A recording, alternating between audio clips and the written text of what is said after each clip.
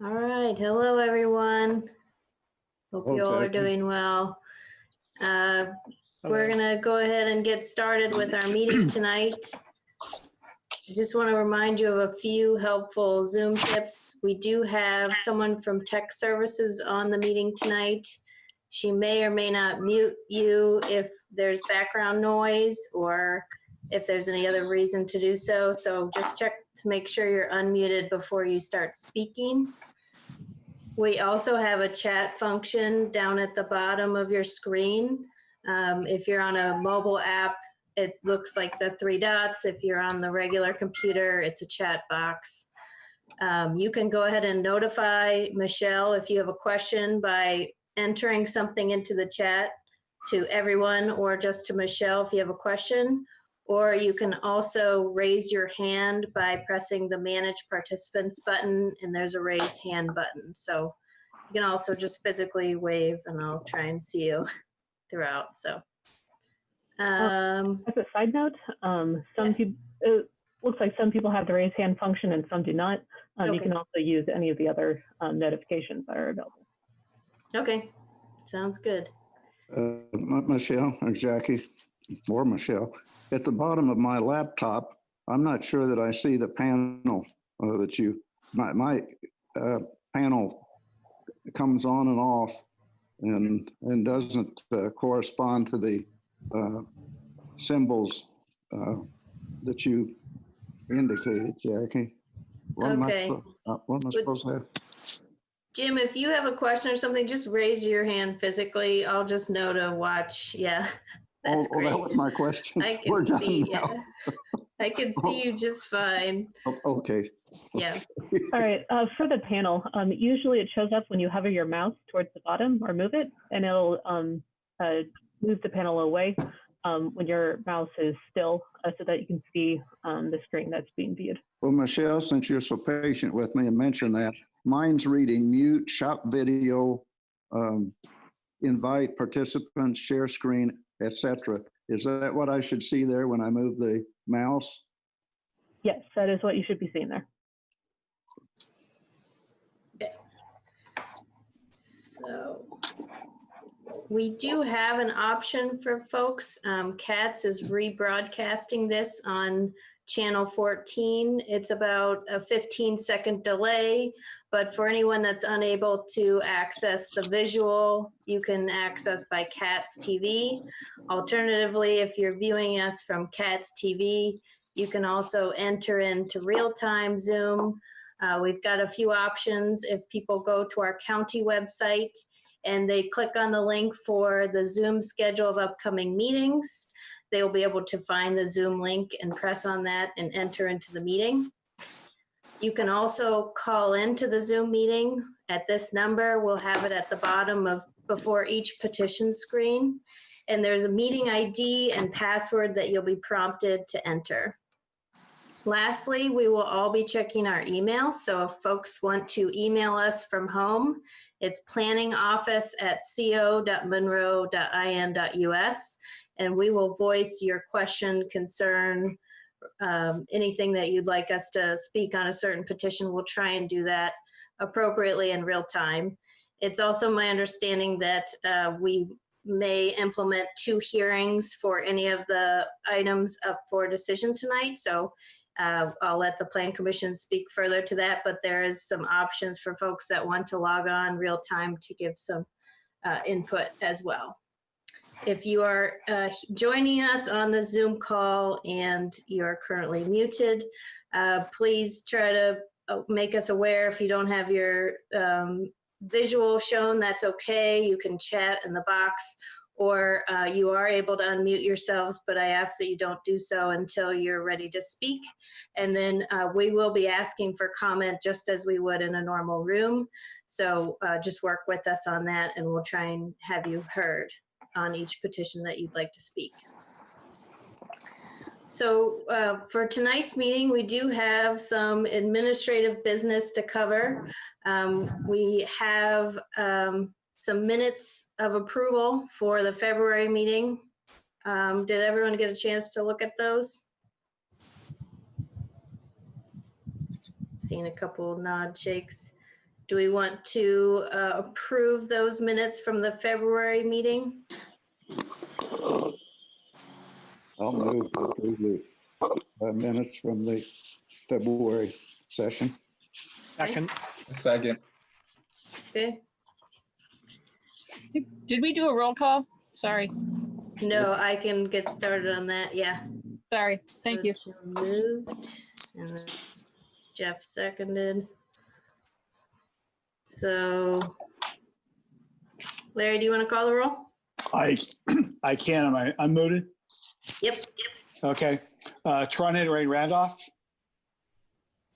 Jerry Pittsford. Yes. Here. Tron, was that you?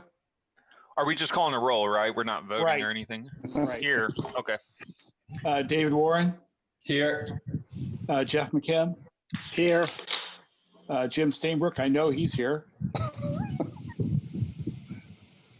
There you go. Bernie Garitas. Present. Robert Clements. Here. Julie Thomas. Here. Amy Thompson. Here. And I believe Susan Stamberg, the pro temp member, is here. Anyway, she said she was going to be attending. Anyway, we have 9 members and we have a virtual quorum Virtually a quorum. and a literal quorum.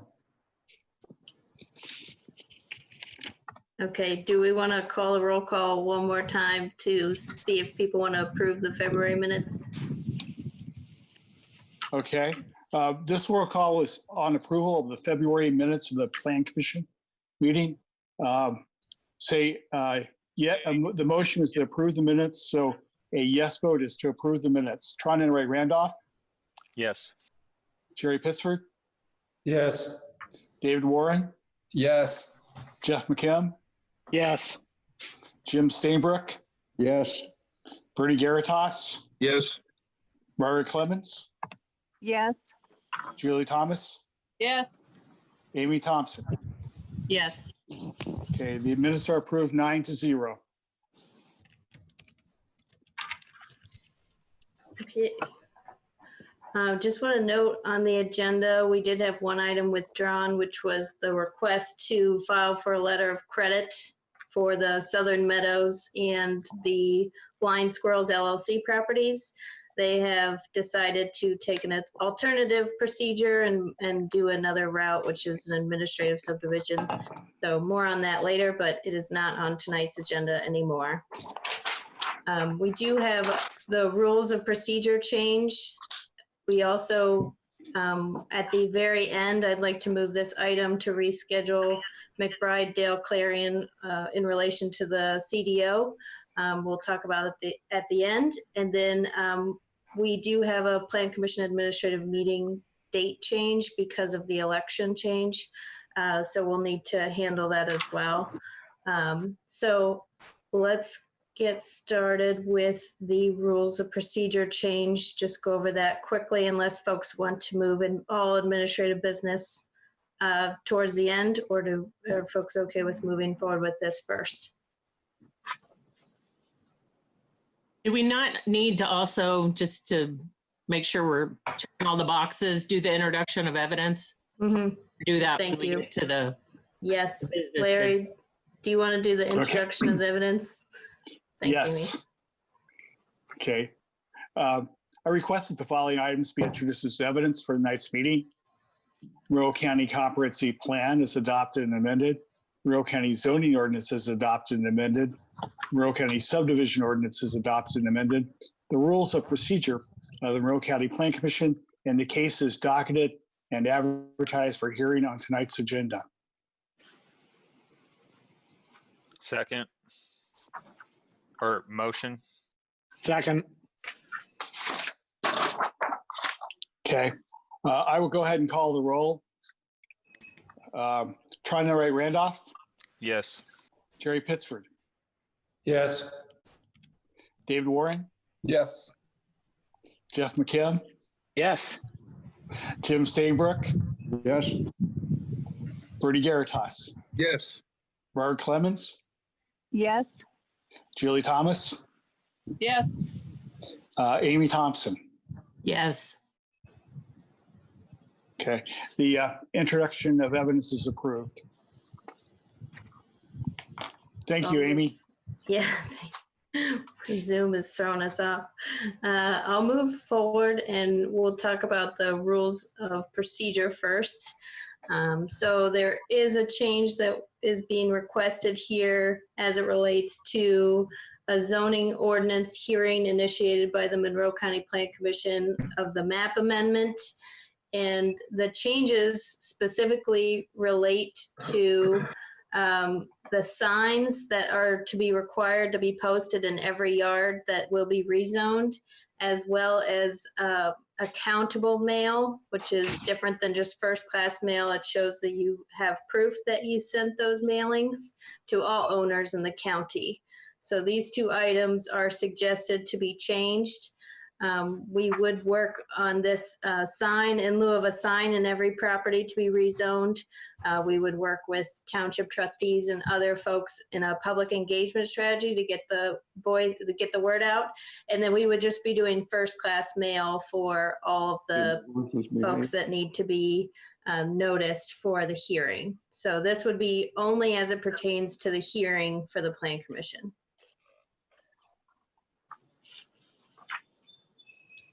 Do folks have questions on this one? Okay.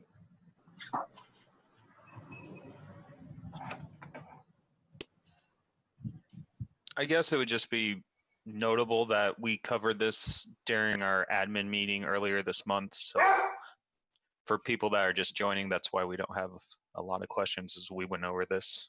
Mm-hmm.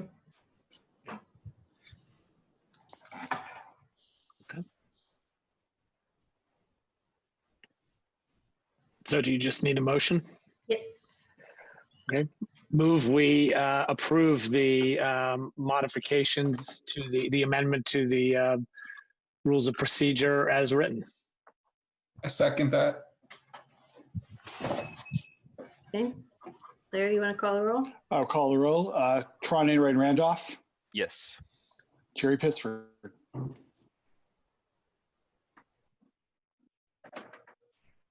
He was Sorry, just I was talking. muted. Yes, yes, David Warren, yes, Jeff McKim, Yes. Jim Stainbrook, Yes. Bertie Garitas, Yes. Murray Clemens, Yes. Julie Thomas, Yes. Amy Thompson. Yes. Vote is 9-0 to approve the amendment to the rules of procedure. Moving right along, our first case, well, first I want to get a quick temperature check on the date change on the Plan Commission administrative meeting. June 1st is a Monday, and then the other option was June 4th, which is a Thursday.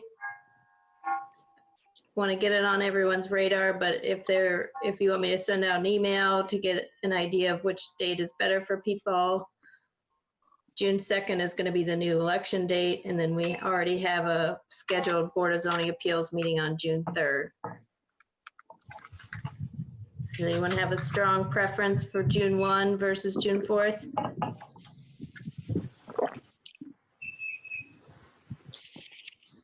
Nope. Okay. I'll go ahead and send out an email. But we'll probably shoot for the 4th, since those that are on the ballot may not want to have a meeting the night before the election. So I'll just go ahead and send that out. All right. So Larry, do we need to vote on that meeting date change, or I could just notice it, right? If no one has an objection, we'll just do it by acclamation. I think you have to roll call on Zoom. Yeah, I agree. Okay. I'll call a roll on the meeting change. The vote is to move the meeting change to the Monday, the 1st. Is that correct? Thursday, June 4th. Okay, excuse me. Thursday, June the 4th. A vote in favor is a vote to change the regular meeting date of the plan, or the administrative date of the administrative meeting of the Plan Commission to June the 4th, which is a Thursday. Tron Enright Randolph, Yes. Jerry Pittsford, Yes. David Warren, Yes. Jeff McKim, Yes.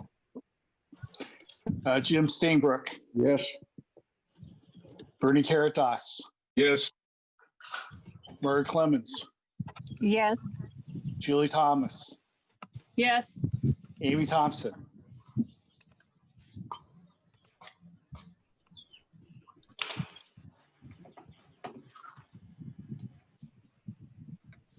Amy, Amy, I'm sorry.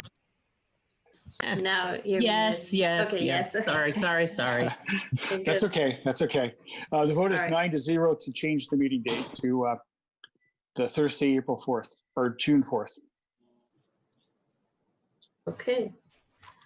So we will move along to the first item of new business, which is the Van Buren Township trustees rezone for a fire station. This property is located in Stanford, so it's on Hines Road, off of Birch Road, off of Center Street. It's kind of in that area there. And I do have on the bottom of the screen, for anyone that's interested in this petition, there are two ways to either interact by dialing in or by emailing. So you may do so on this petition as you see fit. So this property, as I mentioned, is in Van Buren Township, just off of State Road 45. The township trustees have acquired most of the properties within all around street fronting property, except for one on the southeast corner is still owned by a resident that has a single family residence on it. Currently, the property is zoned suburban residential and limited business. They would like to put the fire station in the middle of this property, and so they need to rezone the property to institutional to allow and accommodate that. They've also gone through the commissioners to vacate the alleyways that are running east-west and then partially north-south on the property, so they're combining it all into one. The comprehensive plan has this as rural residential, and the site conditions here, this is a little bit older. I have a newer aerial, but the property is vacant except for the existing fire station building and parking in the rear. My understanding is that once the new fire station has been constructed, they will remove the current fire station building. And the property is pretty flat. Here's the latest aerial that you have. And so that property with the green roof is the single family residence that will be remaining.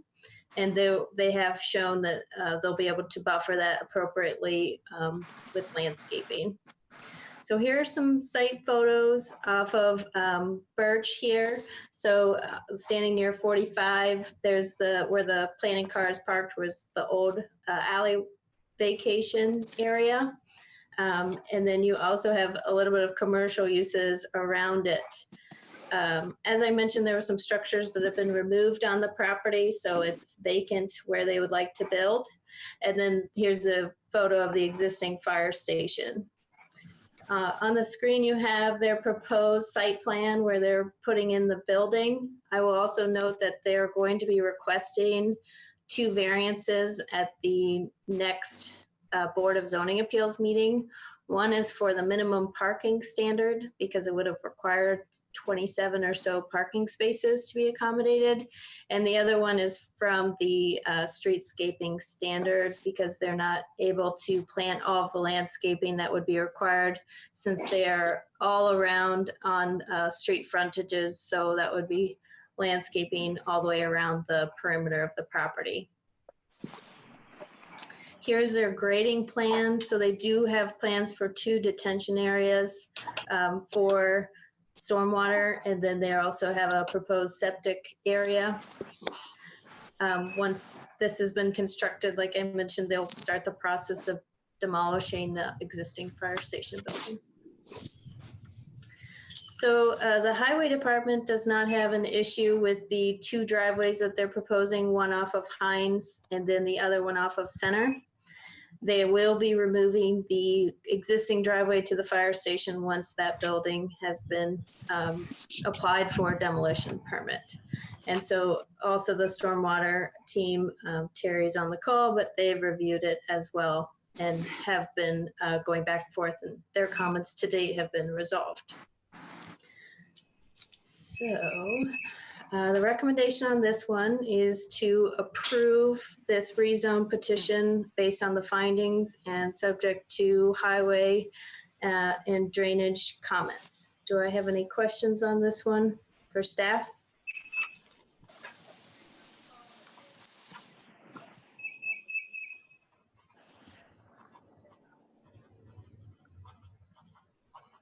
Okay, Well, excuse me. go ahead, Bernie. Just I asked a question the last time. Is there any concern that they won't be able to accommodate larger crowds for parking than just what is given on the site plan? Yeah, it's a good question. Let me see if anyone on the call is on here. They do not have voting here anymore. It looks like Rita Barrow is on the call. But their parking for their vehicles, I think primarily can be accommodated inside of the building. And so the parking that is being proposed is primarily for others that come in. So you have parking all along the north side of the building. There'll also be for time parking at the other fire station building. So that will also be an option, but that's a good question. Rita is on the call if we want to take comments from her now or have her address that after staff questions.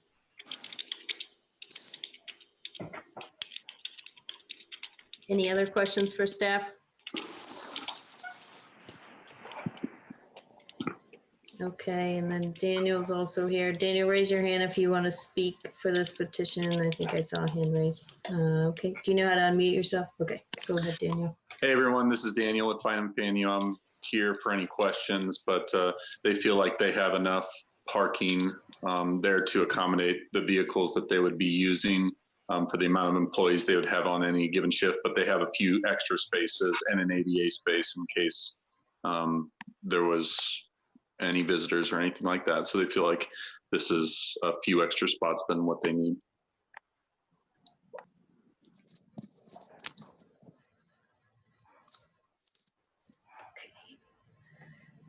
Thanks, Daniel. Anyone else? Do we want to take comments from the public at this time? If anyone from the public would like to speak in support of this petition, go ahead.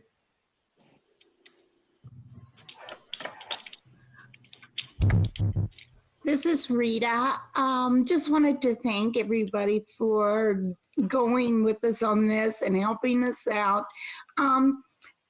The whole thing about the parking, there is going to be a place eventually, I believe, for the shift that is working and another shift, excuse me, to come in.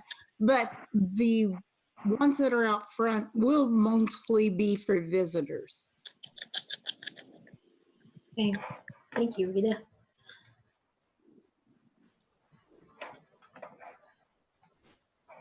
Does anyone else have comments on this petition, either in support or in remonstrance to this petition? This is Margaret Clements, and I would just urge our colleagues to support this request. They have a really strong and cohesive and professional fire department, and they also have a strong history of community involvement, and I just think it's a really wonderful thing for Van Buren Township. Okay. Thank you, Margaret. Anybody else? Okay, seeing none, and this would be a recommendation to the county commissioners for a rezone. I move in the case of 2002-REZ-03 Van Buren Township Trustees rezone that we recommend approval to the commissioners of the rezone from suburban residential and limited business to institutional public based on the findings of fact, subject to the county highway and drainage engineer reports. Second. Second that. Uh, Who's that, Steve? Go ahead and let Amy have it. Okay. Larry, you want to call the roll? I sure can. And one question I have is this would be without a waiver of the second hearing? Or with a waiver of the second hearing? That's a good Oh. question. This is technically the first hearing, so yeah, this would be a waiver of the. My motion includes waiver of the second hearing. Okay, thank you. Okay, the vote is on, Do we have to clarify that the second's favored? And I'm not sure who went on record for the second. It's fine with me. Okay. Okay.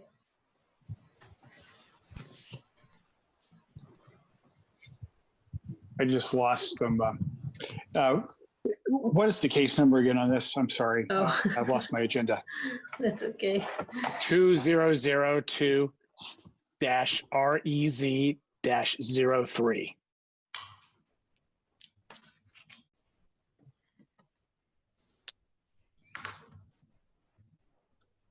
Okay, the vote is on 2002 rezone 0-003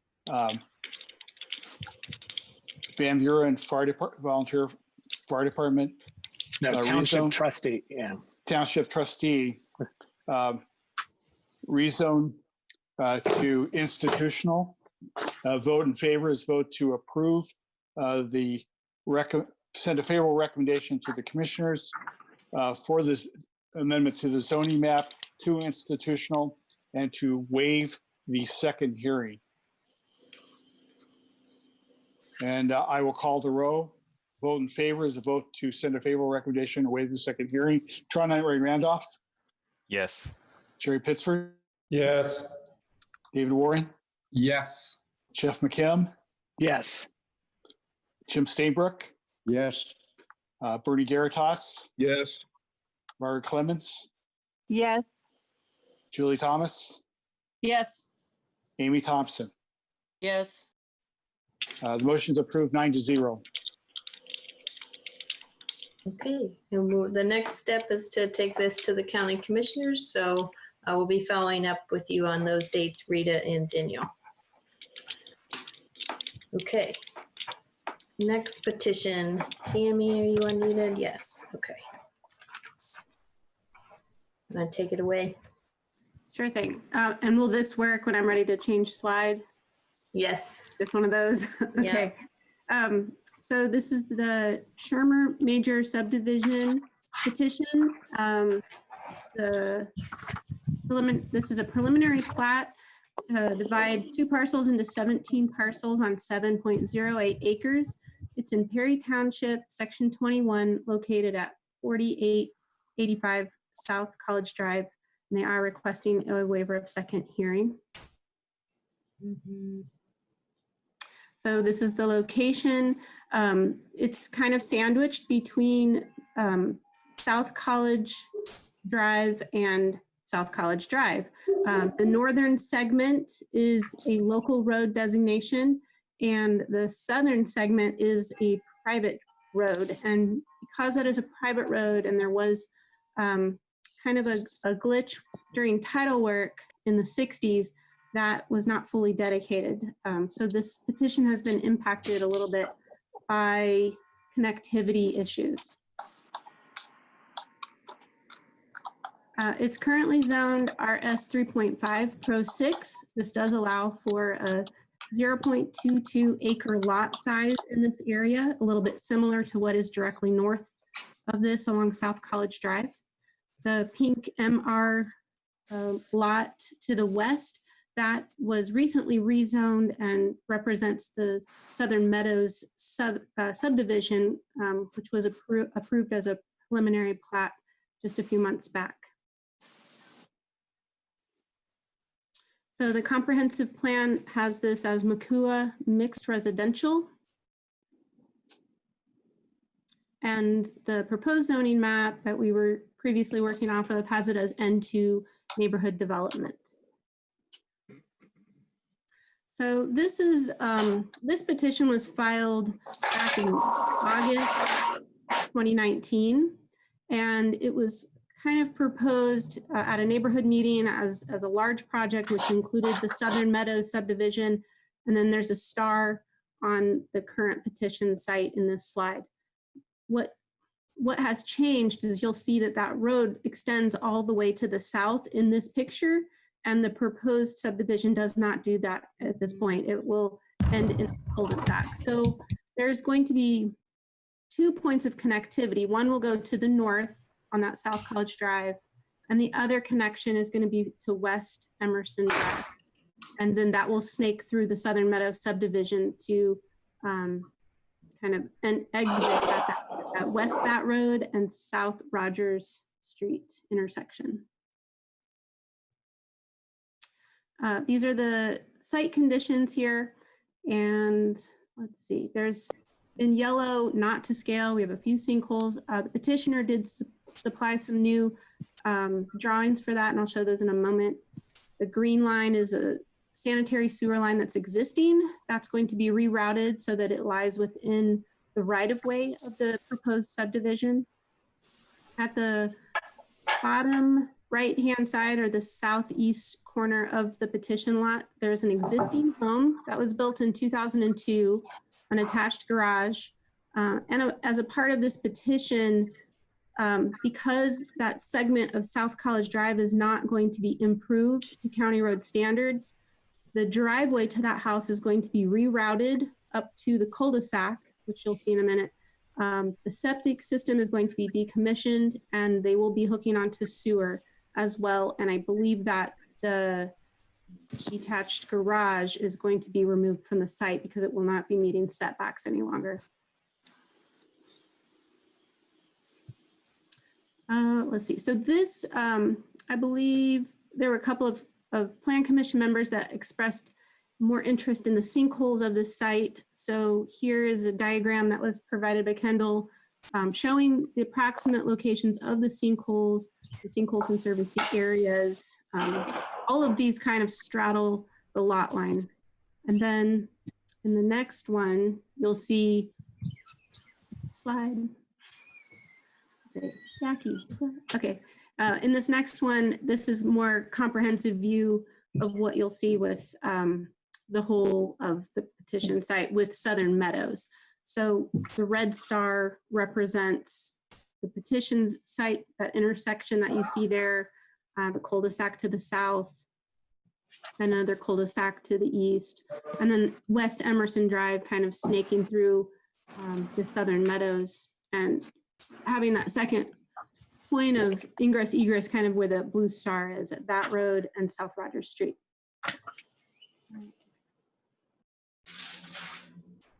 This is the slope map. So almost this entire site is slopes less than 15%. So those classify as buildable. And I think another request was wanting to know the proximity of the FEMA floodplain in regards to this petition site. The petitioner supplied this firm flood insurance rate map and shows the petition site in red. And then we have some site visit photos. So these two are from that northern segment of South College Drive. And these are both facing south into the petition site. Currently, it just kind of dead ends into these little diamond triangle signs. And then these two are taken south of the petition site. And this is the southern segment of South College Drive. So the upper picture is at the intersection of Clear Creek Drive. And just kind of where you see that first mailbox on the right-hand side, that's where that 132 feet of right-of-way was not dedicated back in the 60s. So that's the lot that made it so that this 0.12 mile stretch of road will not be improved to county road standards. And there will actually be a 70-foot gap between the two segments of South College Drive. And then upper picture is just facing west, and up over that hill is Clear Creek Elementary School. And then the bottom picture is just an aerial view. You can see some of the development to the north there. That's kind of going to be typical of the housing that they're proposing for this site.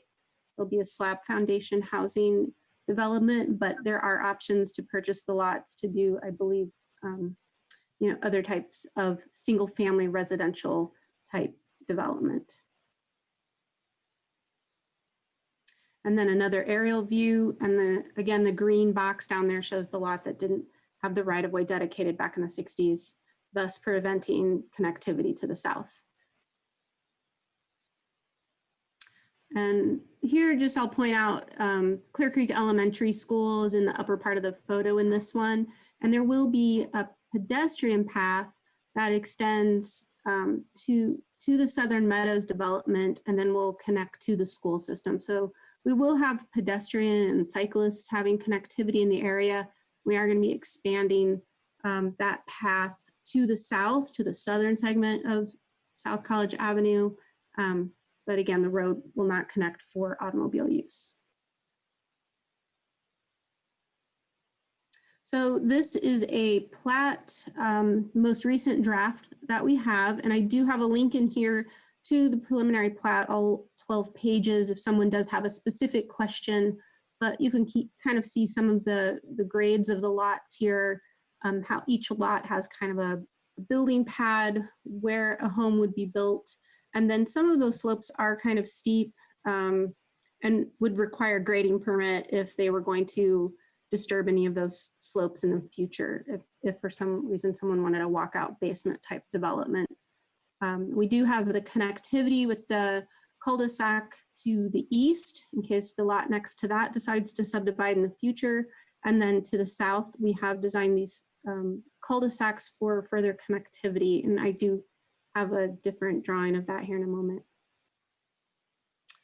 This is kind of highlighting the road segments and the pedestrian pathway that you see there in the south and that runs southwest. And yeah, all sidewalks are being met and all street tree requirements are being met. There's going to be 20-foot easements along the right of way to accommodate utilities. One thing to note here is that on the west side of the subdivision, you're going to see like 120 feet of road that's actually outside of the subdivision. So that's a little bit complicated in that that right of way will not be dedicated until phase 6 is actually final platted. So this subdivision, we've made a recommendation that this subdivision can't do its final platting until phase 6 final plats because they need to have that second ingress egress point. And staff does not want to see a situation where there would only be one point of ingress egress because perhaps maybe that western segment doesn't develop, the Southern Meadows phase doesn't develop all the way. So it's, it's unfortunate that there's going to be that time hang up for that development based upon phase 6, but that's when that, right of way gets developed and then that offsite improvement can occur. And just to clarify, Tammy, that's phase 6 of Southern Meadows. Yes, correct. And this one is a single phase. When they do start to build out, it's going to be done all at once in a mass grading scenario. And then I wanted to highlight a couple of the cul-de-sac designs. So once connectivity does or does, if it happens in the future, there's a diagram on here that the next developer then has to, link the driveways into that segment. They have to take out that extra concrete or asphalt from the cul-de-sac so it doesn't have that weird bubbled out look. So just would be kind of a straight through road and not have any awkward, bump outs in the road from a leftover cul-de-sac. Jim, do you have a question? Tammy, thank you. And Sure. Jackie, Tammy, I could follow your presentation and most of the pictures and the graphs, the depictions here, fine.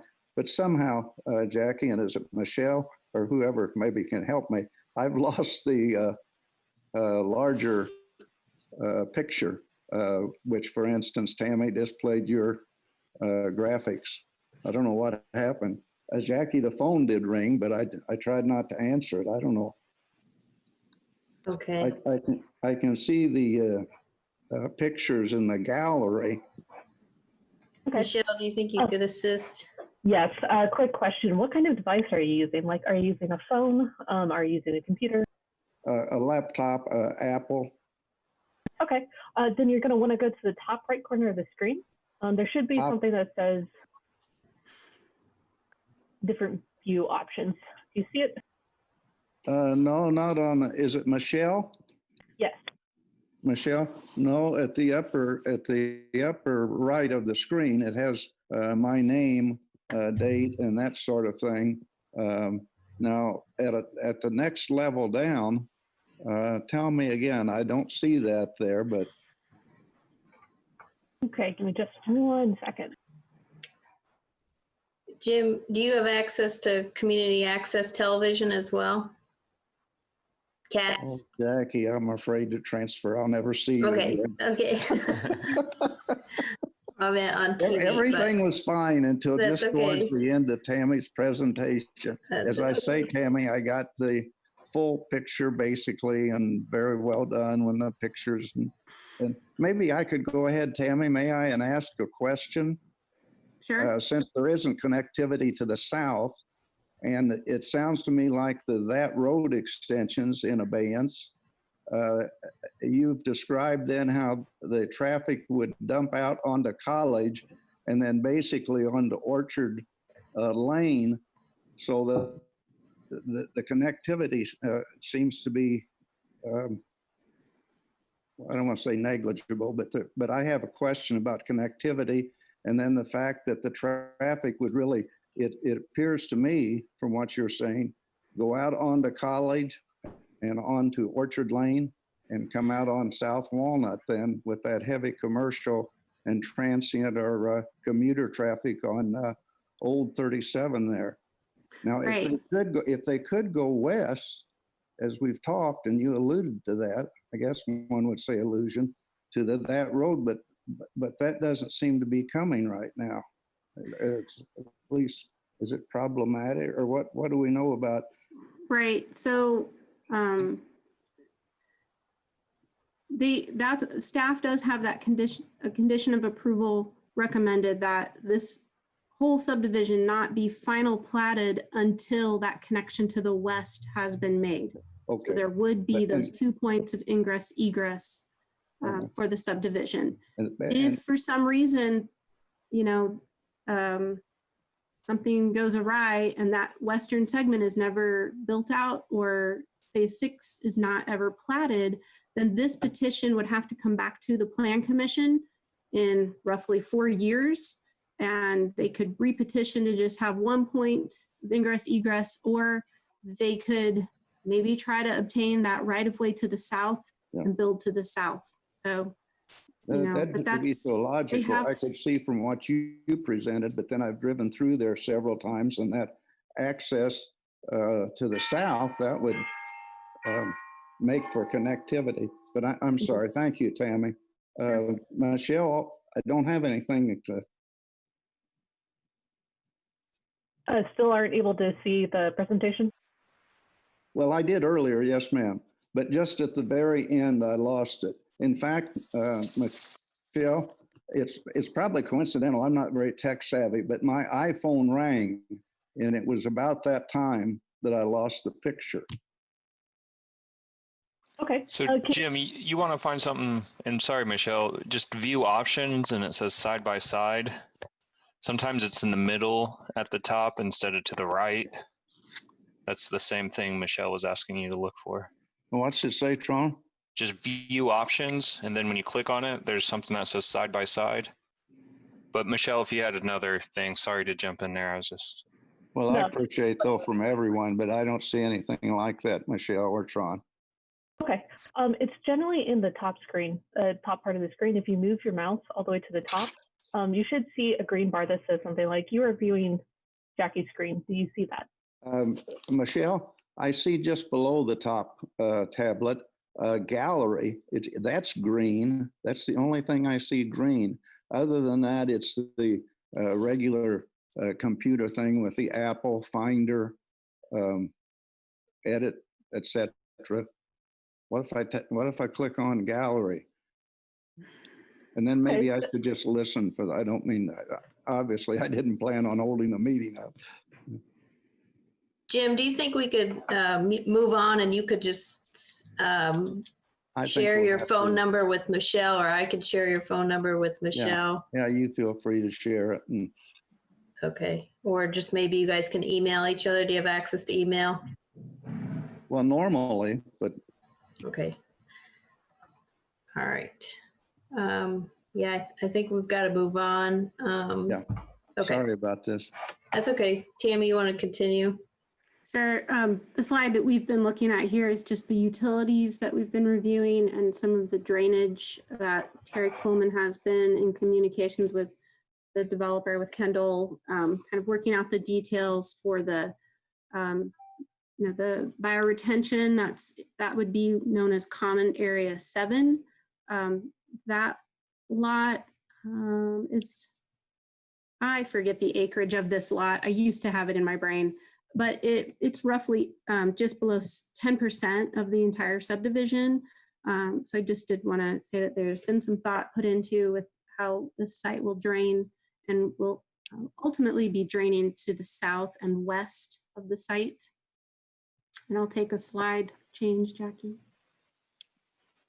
All right, so in the packet, there were a couple of exhibits. Exhibit 4 on the left here, that just was research that the Monroe County Surveyor's Office did when the petitioner submitted their original title work and deed work. We reviewed it and found that flaw that didn't allow for the right-of-way to be dedicated in the right order as one of the lots was sold, thus preventing this connectivity to the south.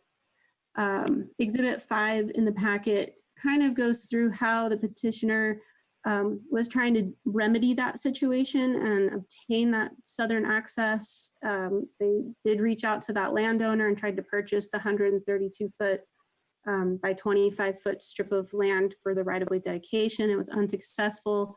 And they did talk with county legal department regarding maybe doing a condemnation of the site and acquiring it through the highway department, which was not a successful attempt either. So they redesigned it with this cul-de-sac possibility here. Next slide. There was a neighborhood meeting back in July. So included in this packet is comments from that. That was required, I believe, from Southern Meadows, but not necessarily for this petition. It was just sort of a courtesy that they put this one in there as well and reached out to the community for input. Slide.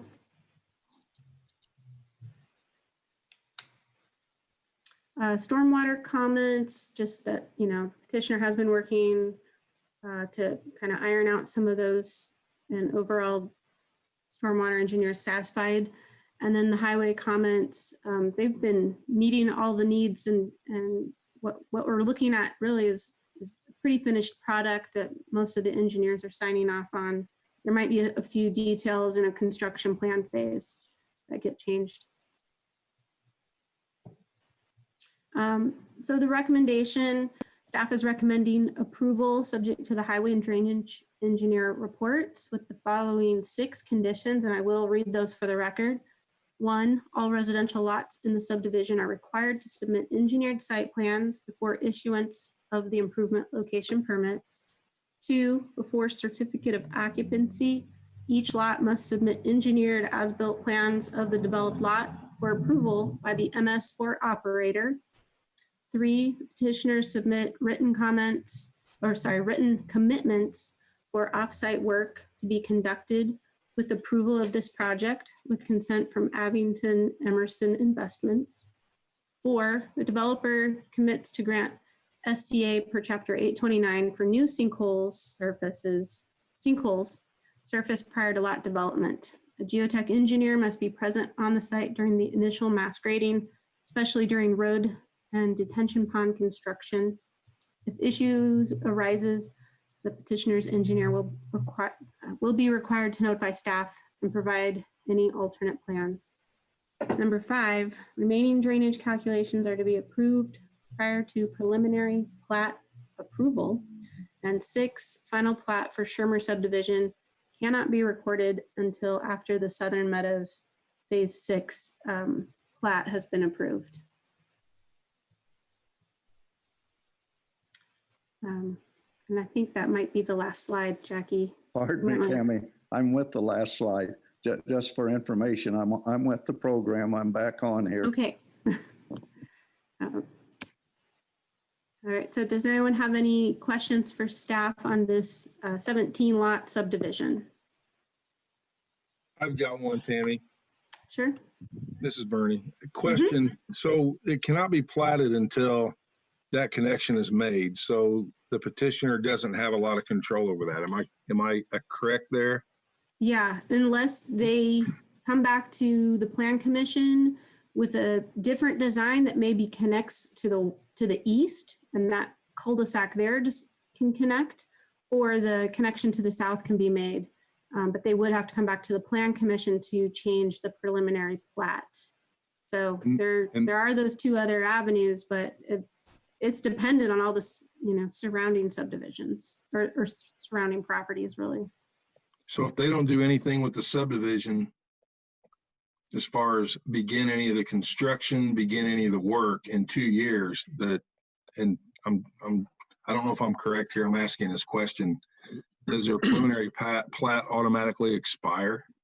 So a preliminary plat will expire after 2 years unless they ask for an extension, and that extension can be asked for one time for an additional 2 years. So they basically have 4 years, a 4-year window before having to come back and re-petition the plan commission to, approve the preliminary plat again.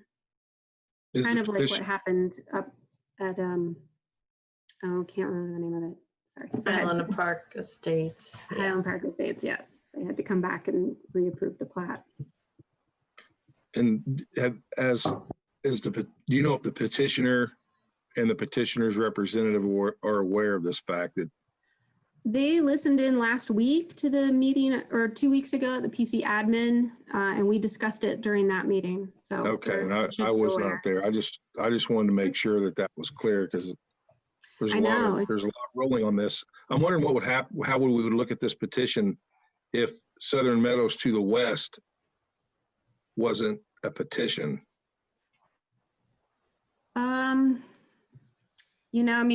We really stressed for that 2 points of ingress egress. So it would have been dependent on maybe acquiring land to the east or being more aggressive on acquiring the right of way to the south.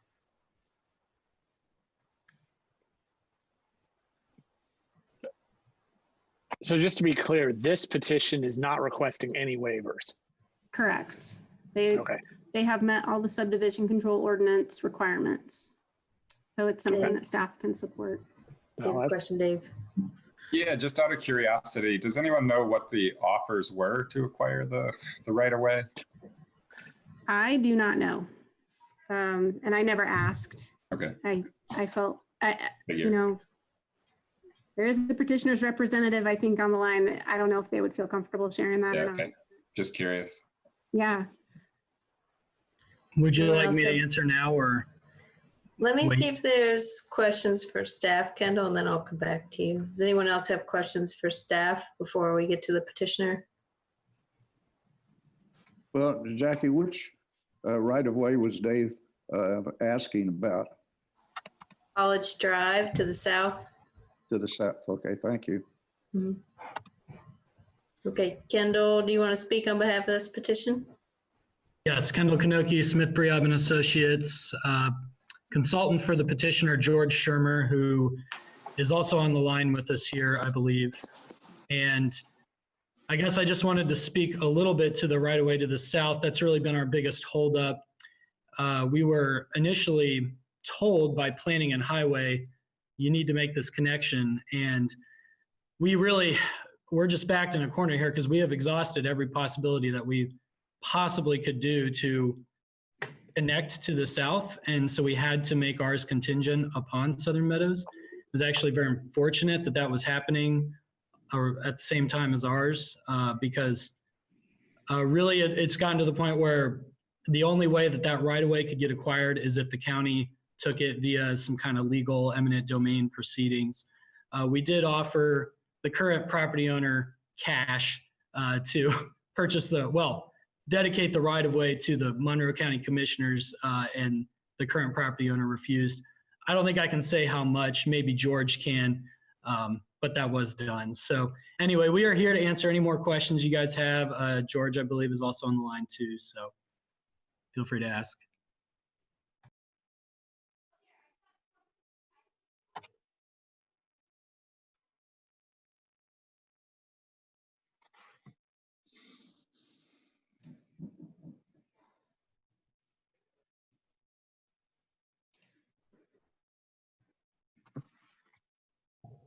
Jackie, you're muted. Michelle, can you unmute George Shermer just in case he has something he wants to add? Locating the name now. Oh, I can't unmute myself. George, this is Jackie. Do you have anything you'd like to add to the petition? Jackie, I really don't. I really do appreciate. I think Tammy made it crystal clear that basically what we're talking about is 132 feet in the middle of a road that was essentially, the best of my knowledge, some kind of dedication mistake in the 60s. And highway and planning have clearly laid South College Drive out to go all the way through. And despite what highway has recommended, we can't seem to get anybody behind doing some type of eminent domain on 132 feet that was clearly a mistake in the 60s.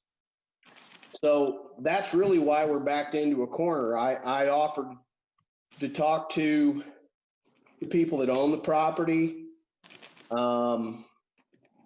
We offered them money and they just frankly didn't care. Either way was no bearing either way. They've owned the property since the 60s and it is what it is. So unless the county can get behind it, then that's why we're tying in through Southern Meadows. We are willing to upgrade the road, the entire South College Drive. But we've got to get somebody at the county to help with that, because we've done everything legally that we can do, or we do meet, all the egress by simply waiting till Southern Meadows connects with number 6. So if that's the only option we have, then we'll just have to sit tight. That's all we can do. So, I feel like most everybody knows what the situation is, but unless the county at some point steps up and says, hey, this is what the highway was designated to do, then there's nothing, our hands are tied. Okay. Thanks, George. Does anyone have questions for George before we move on? Okay, Larry, you want to speak real fast? Yeah, I just had a question for Tammy on the heading of the report. It shows a plat vacation, and I think that may be a typo. Is there a plat vacation involved in this? Is that in the report or is that in the? Yes, it's in the packet. I don't believe there's a plat vacation on this one. And honestly, I haven't seen this actual file for 6 weeks.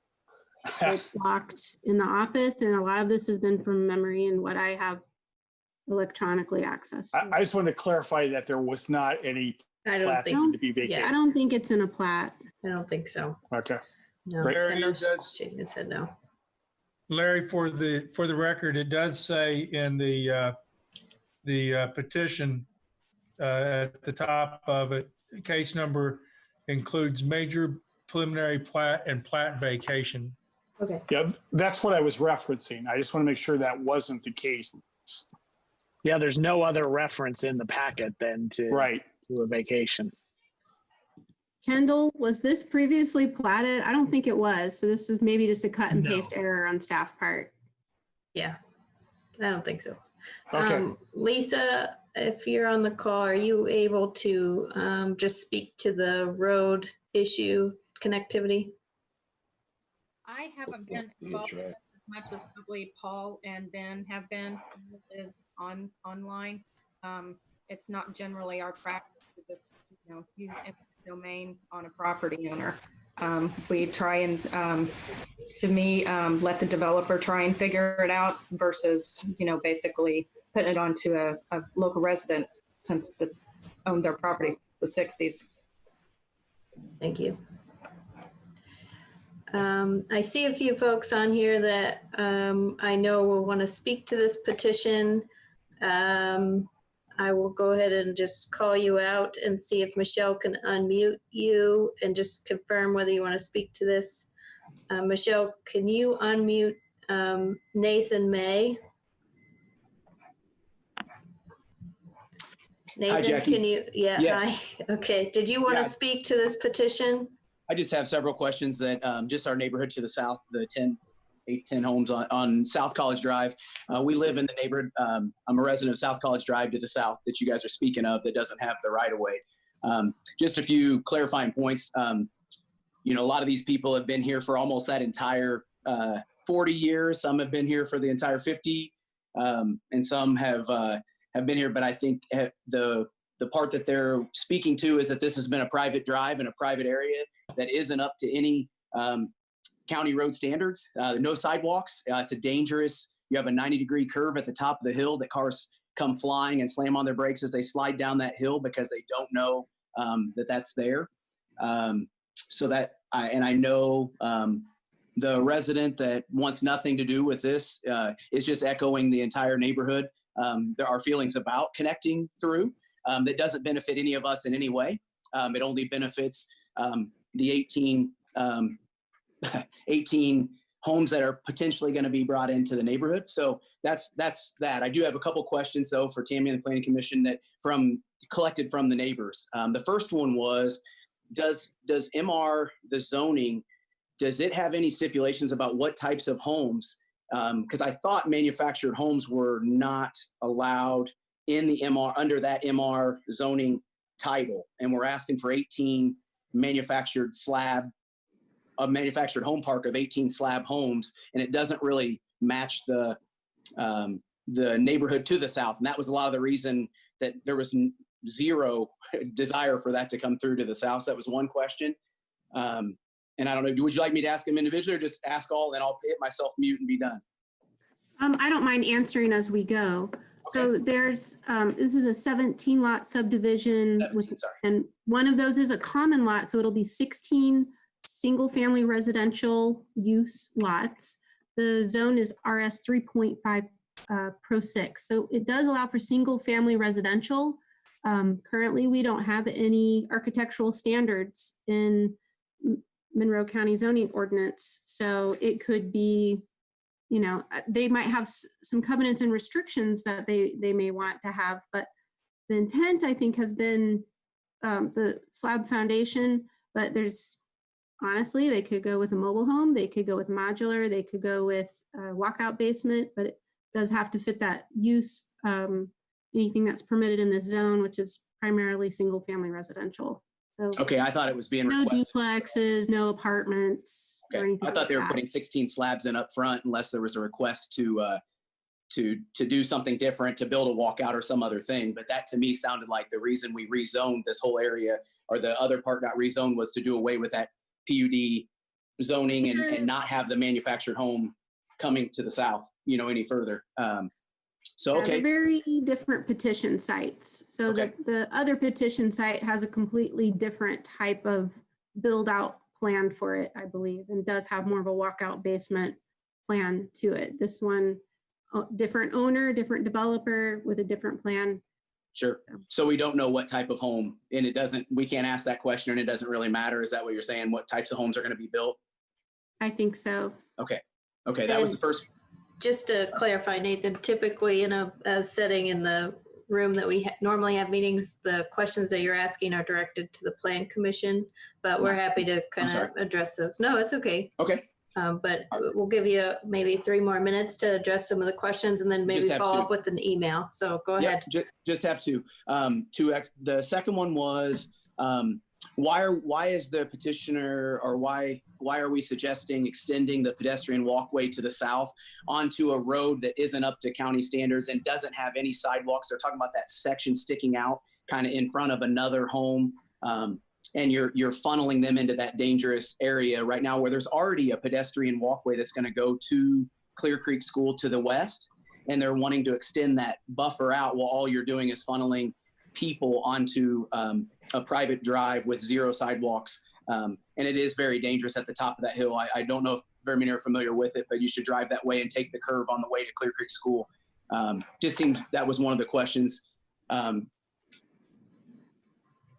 Do you have an answer to that? Yeah. That one you just had up, Jackie, 2 slides down or either that one right there. So this one does kind of show that segment, right? So planning, one of our goals is to have connectivity for communities. And we do want to promote, pedestrians and bicycles from being able to access other alternative transportation points. And so the Southern Meadows had a really interesting alternative transportation plan that connects to, I believe it's is it Clear Creek Trail? Mm-hmm. Yeah. Almost pretty much to the Clear Creek. And this little small 70-foot segment of pedestrian in a right-of-way that was previously dedicated, we felt was at least reasonable to allow for a lot of those homes and families to the south to be able to have a way to get to that, access trail, the Clear Creek Trail system. And I just want to clarify, so this, even though the road is private, doesn't mean that it's not located in right-of-way. It can be maintained and kept private, but it is on county right-of-way. It just isn't publicly accessible or publicly improved. So yeah, I think their question was because it's just dirt at that section right there. The road ends into like a narrow, I don't even know what you'd call it at the bottom of the hill. It's not even really a road at the bottom. It ends in dirt. So we weren't really sure how the sidewalk pedestrian thing was even going to work. But who is going to maintain, that section and how? It's just, and will it, what's going to happen to that section, I guess, is part of their questions. But the last question was just how many feet to the south of the sewer line does that, when you say that pedestrian walkway is going to go west and connect to Clear Creek, if you see the angle on the screen you have right now, the pedestrian walkway kind of looks like it goes to the south and it's basically cutting and hitting the property owner to the south. Trying to stay away from the sinkhole, I understand that part of it.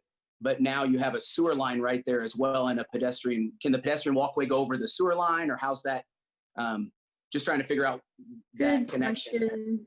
Right. The City of Bloomington Utilities I know there's a plan. I have not looked at that utility plan in great detail for a while. We could open up that plan set if we wanted to, but the sanitary sewer system is required to be within the right of way. Right. I don't recall if it is going to be underneath the pedestrian. That might be being rerouted. Okay. The developer may recall without us having to actually open up the plan set virtually. Right. So we may be able to ask the developer if he recalls. Okay. Do you want to respond? Line gets rerouted. I can respond if that's okay. The sewer will still be going through there as it does currently. So the trail will be on top. And the city actually prefers sewer lines to be accessible by gravel or paved trail or preferably right of way. But since this is existing, we're keeping it where it is. Okay. Thank you guys. I appreciate you taking questions. That's all the only questions that I had from our neighborhood. Okay, Nathan. And we'll be following up on anything we didn't answer. So thank you. I'll mute. All right. Don't see anyone else on here that looks familiar that has spoken maybe on Southern Meadows before, but if anyone else has anything they would like to say, please do so now or alert us in the chat feature, or you can email us. Okay. So how would the Plan Commission like to proceed on this one? Well, so is our main question here whether or not to waive the final hearing? I mean, there would normally be 2 hearings, right? Correct, yeah. So that's, I mean, since they're not asking for any waivers, they're meeting the rules, I think it's incumbent on us to approve this petition. But I think the question is, do we add any additional conditions, or do we waive the final hearing? And I don't know if anybody has any strong opinions on that. I only have one thing to mention. This is Tron, just for the record. I guess let's say that they end up getting the 2 connections to the west and to the north.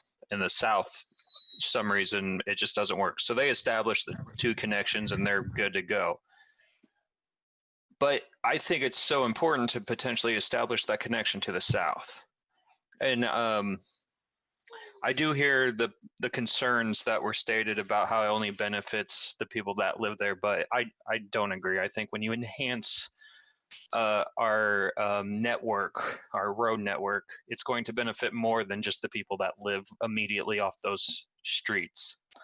So my point being is, I would really like to see it if the opportunity ever does present itself, that they do build out that connection to the south. And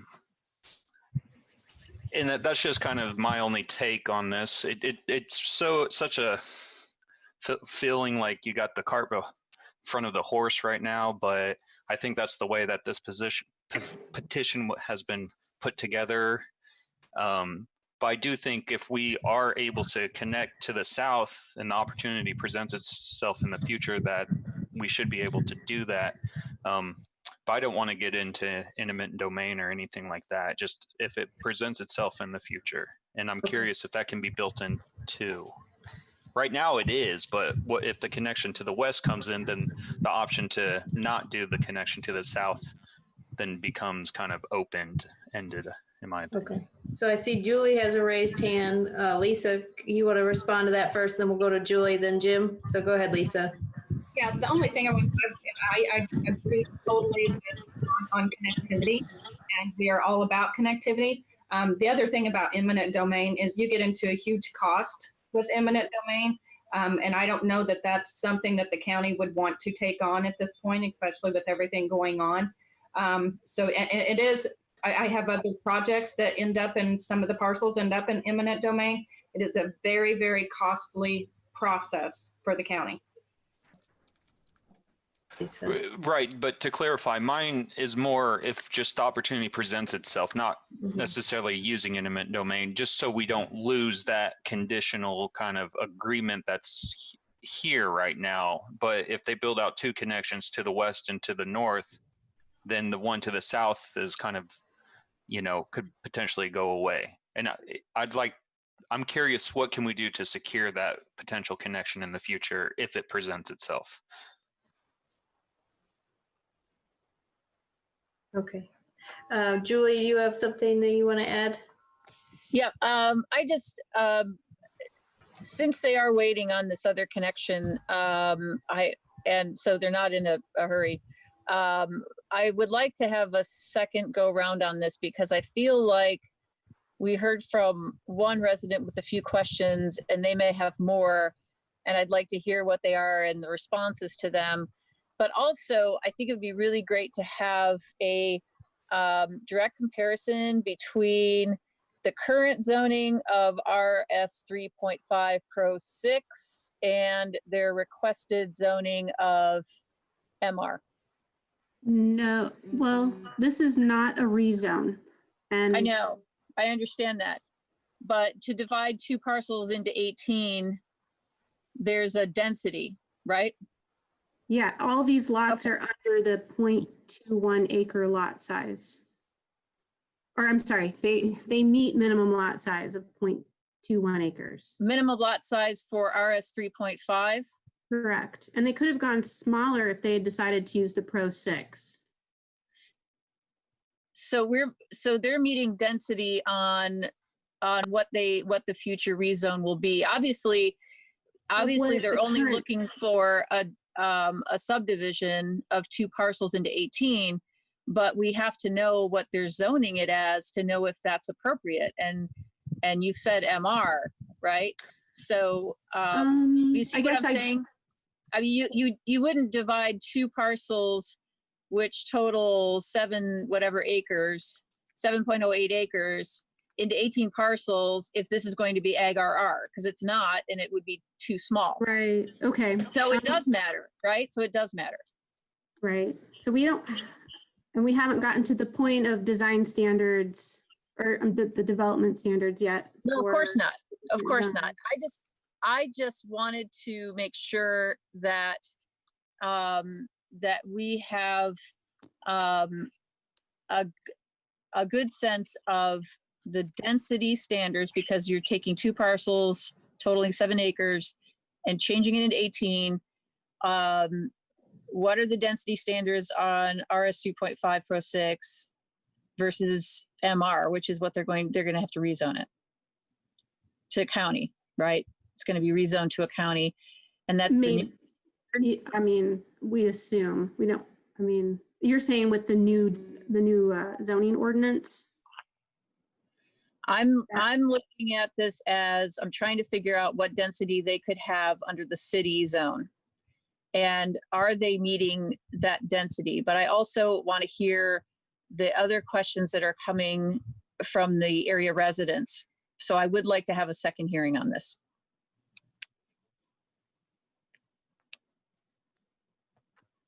Okay, Jim, then Bernie. I certainly agree, and what Julie said about hearing further from the other residents, that resonates with me.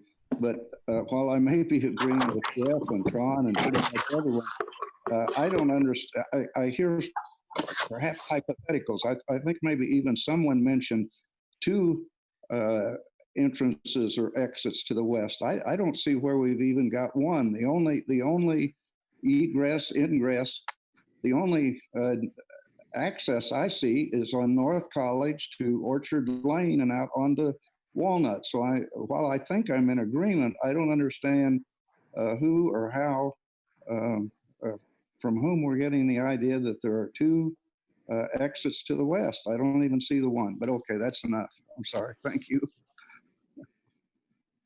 Okay, and then do you want to address that, Tammy?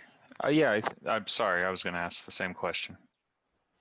I guess, Jackie, if you could go a few slides up to the plat with the shaded in roads. Sure. Let me do that. Just tell me when to stop.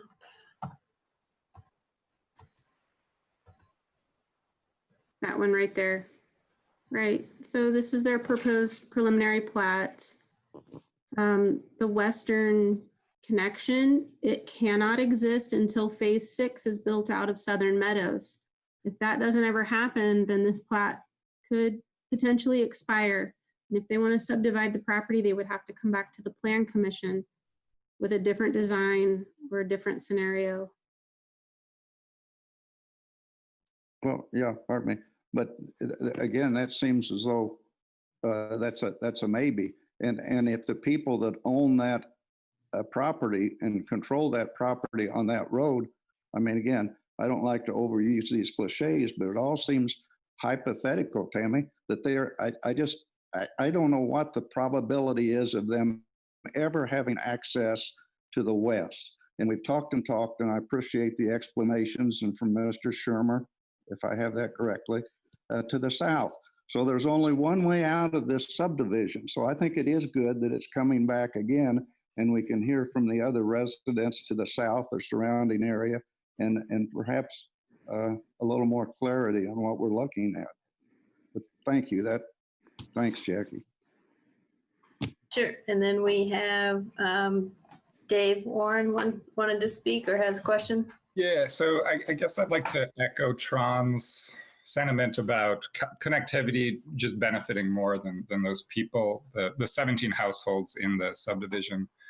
When Southern Meadows is in there, that would benefit them. And I know we don't have that southern connection because of that missing right-of-way spot. But I am wondering, do we have to have a cul-de-sac there on that southern, in that southern part of the subdivision? Just because, I'm thinking out 30 or 40 or 50 years, it's really hard for me to imagine this point of connectivity not being made at some point. And so someone's going to have to tear up half of that cul-de-sac at some point. So could we, maybe Mr. Shermer could speak to that if it's possible to look at a different surface for that southern section. So Dave, just to address that real quick before we get into the petitioner, that the cul-de-sac is a requirement of the subdivision code. So okay, sorry. That's okay.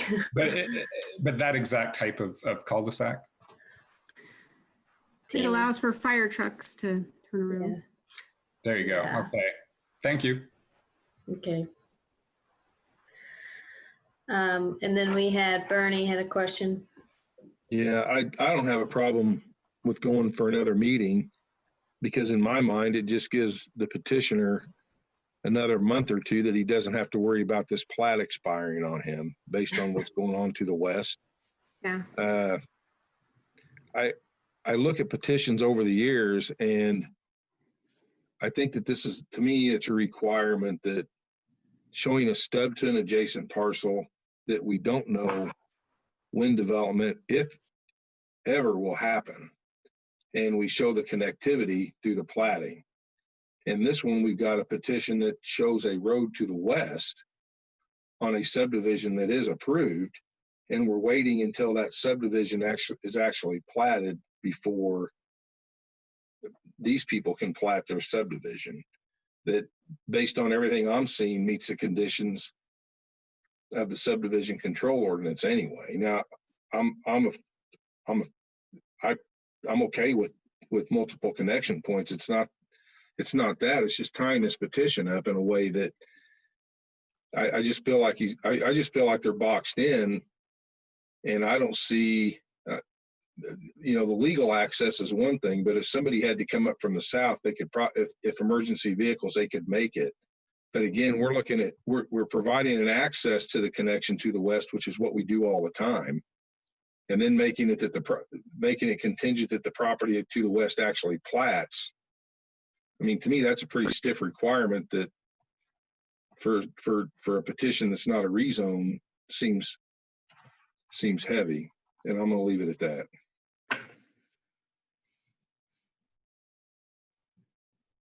Okay. Does anyone else on the planning commission have a comment? Jim, you've got your hand raised. Go ahead. Yeah, thank you. And Tammy, if you indulge me just a little further, but with Bernie's comments there, which are of course helpful, but there at that proposed cul-de-sac on the south, as I viewed that, there was a lot of overgrowth there and maybe a gully or a ditch. I'm not positive of that. I didn't get out and try. It'd be difficult to even walk through there, but I can't see how an emergency vehicle could get in there from the south. No, it can't. There's going to be a 70-foot gap between the cul-de-sac and the existing road segment. So there will be a 70-foot gap in that South College Drive road. The only connection is going to be a paved trail that will connect into an additional side path and sidewalk. So the connectivity is it's broken.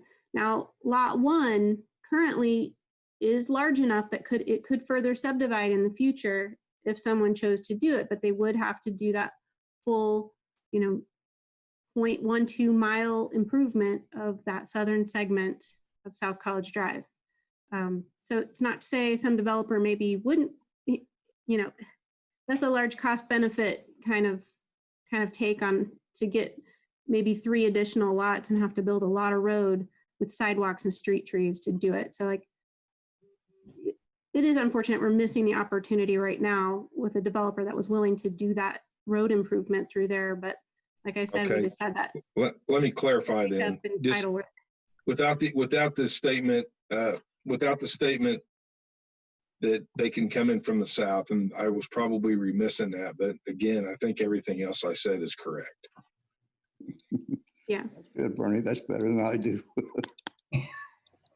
Okay, so it sounds like folks are in agreement that we're looking at a second hearing. Do we have immediate burning questions between now and next month, or? Jackie, while Yeah. this is up, can you point to where the ingress egress is going to be? Where are they actually deriving? Can you see my mouse? Yes. Okay, so they're coming in from South College Drive this way, and then right about here would be a cul-de-sac right here. Okay. So from this spot to this spot, there would be no road, and then there would just be a basically a pedestrian way down to here. Okay. Indefinitely, it doesn't become a road? No. The circle is where they're missing the right of way to make this a public road. Okay. All right. So now, they can't, yep, it's right away, but it's not wide enough. Yep. Okay. Well, and I've also, Bernie made me think of this with his comments. It put me in mind of it's Highland Park, and I can't remember the other one, where one development's in the town of Ellisville and the other's in the county, and they're hamstrung, and we're basically creating the same situation with this if we approve this right now. Yeah, it's basically a phase 7 of Southern Meadows. Okay. Yeah. And I just had that same kind of comment in line with Bernie and what Jerry was just saying is, it feels like this is kind of getting ahead of itself, but I guess my main point is if the petitioners know everything and they're fully aware of the fact that a lot of this is contingent on some of the egress and ingress, then I mean, that's fine. I'm definitely in favor of continuing this, but I guess when Bernie brought up the point, if we were just looking at this by itself without Southern Meadows to the west being developed, how would we consider this? And I think we would all have a different kind of takeaway. But if the petitioners are well aware of like how much is like kind of contingent to the Southern Meadows or possible future connections and want to move forward, and even that the whole petition could expire in an amount of time, that's I guess their risk. And you know, I'd be inclined to be all right with that. But I guess that's just my point. And I agree with what Bernie was saying and Jerry was conveying as well. Okay, so I think we're ready to make a motion if someone wants to do that from the Plan Commission. Well, first of all, do we really need a motion if we're going to hear it for the second time? I guess I mean, yeah, guess not. Right, Larry? I mean, I'm perfectly happy to, if it would help to have the motion for the record, I can do that. I move in the case of 1908-SPP-03 Shermer subdivision major preliminary plat that we recommend approval subject to the petition, subject to the highway and drainage reports and the following conditions. 1, all residential lots in the subdivision are required to submit engineering site plans before issuance of the improvement location permits. 2, before certificate of occupancy, each lot must submit engineering as-built plans of the developed lot for approval by the MS4 operator. 3, petitioners submit written commitments for off-site work to be conducted with approval of the project with consent from Abington Emerson Investments. 4, developer commits to grant sinkhole conservancy area per chapter 829 should new sinkholes surface prior to lot development. A geotechnical engineer must be present on the site during initial mass grading, especially during road and detention pond construction. If an issue arises, the petitioner's engineer will be required to notify staff and provide any alternate plans. 5, remaining drainage calculations are to be approved prior to preliminary plat approval. And 6, final plat for Shermer subdivision cannot be recorded until after the Southern Meadows Phase 6 final plat has been recorded. Second. Okay, I'm going to call the roll. So Just to clarify real fast, is this a waiver of the second hearing or just saying this for the next meeting? It is not a waiver of the second hearing. Okay. Why did we go through, I don't understand, so that's why I'm asking the question. Why did we go through all the recommendations of approval if we're going to hear this at another meeting? I just don't understand it. It may be in order, but I don't get it. Yeah, I agree with Bernie on that. I think typically what we do is basically just move on and hear it next month without having a formal vote. And that way, if we have additional information come in or a change in the recommendation, we address that on the final reading when it's passed. Does that make sense? Yeah, and I'm fine with that. I can withdraw. Jackie had asked if there were any motions, and to move things along, I made the motion. But I don't want to sit there and debate the rules of order now. So if we're okay with that, I withdraw my motion. Okay. There's been no second, so I believe you can. Well, there was. It was mine. Oh, that's right. Jared, I'll you. withdraw my second. Okay, now we're all good. All right. Okay. So we just go on to the next agenda item. Okay. So, is Drew on this call? I don't know if Drew is on this call. Are you here, Drew? Yeah, I'm here. Can you hear me? Okay. Yes. Okay. Okay. All right. This petition is a Joe Kemp rezone from agricultural rural reserve to medium density residential. You can go to the next slide, Jackie.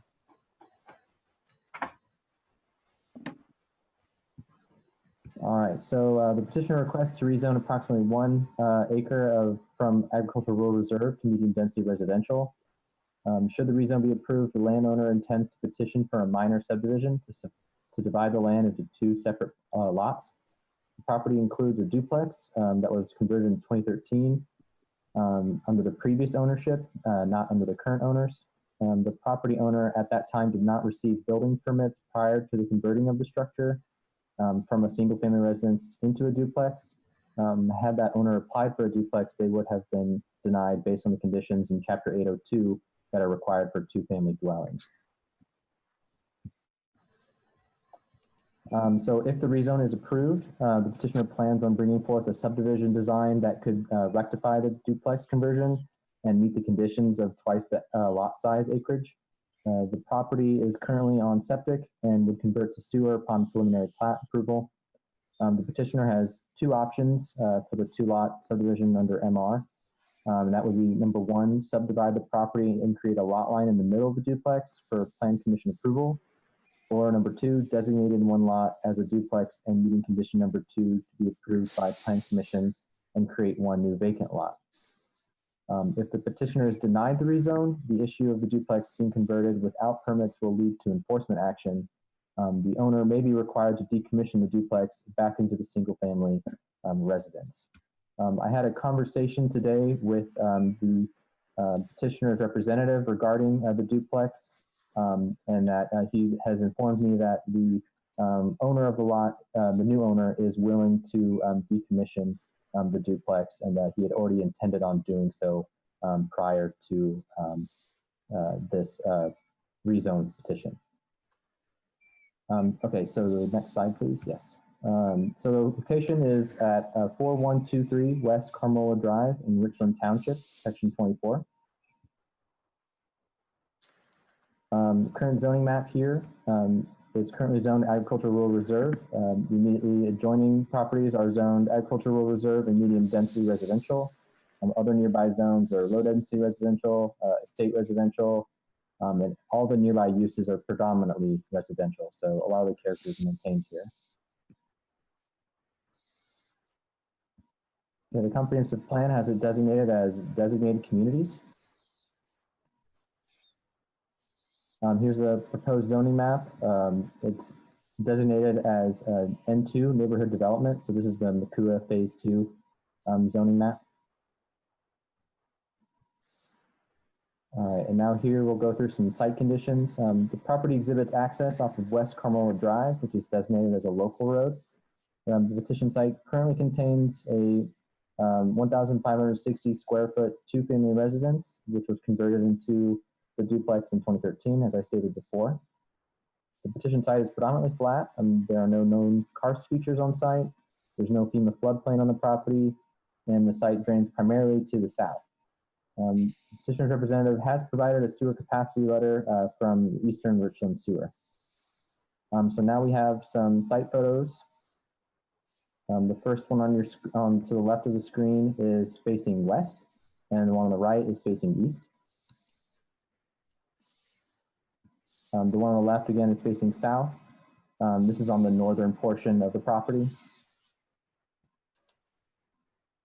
And then the one on the right is facing east. And then we just have some more slides. We can just kind of gradually go through these, just kind of walking around the perimeter of the petition site. And here we have the aerial photography of the petition site. And you can see West Carmela Drive there is the primary road, and they'll have access off of that. Here we have the petitioner's letter to the Planning Commission, as well as the consent letter. All of these documents can be found in the packet. And here's the as-built survey that shows the existing duplex. There is no official subdivision design yet at this stage, but they do plan on just basically dividing this lot into two lots that will be large enough to have one single-family residence, and then on the other lot we'll have another single-family residence. So two lots, one single-family residence on each one. So now these, here we have the design standards for each of the zoning districts. It's going from agricultural rural reserve, which is highlighted on this slide, to MR, which is highlighted on this slide. So there is an increase in allowable density. That is the whole point for the rezone petition. And there's also a little bit of changes here in the setbacks that are required.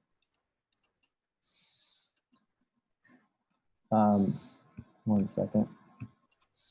Highway comments here. No driveway permit applications have been submitted or a driveway permit on file for the site. Monroe County has an upcoming road widening project planned for West Carmela Drive in the near future, so that may come up for the subdivision petition if this rezone is approved. No conditions for the sub petition at this time from Highway, and Stormwater had no comments as well. So overall, staff recommends approval based on the findings of facts subject to the county highway and drainage engineer reports based on the following condition. Number one, apply for the after-the-fact permits for the conversion of the single-family residence into a duplex. Apply for any and all planning processes needed to legalize the duplex.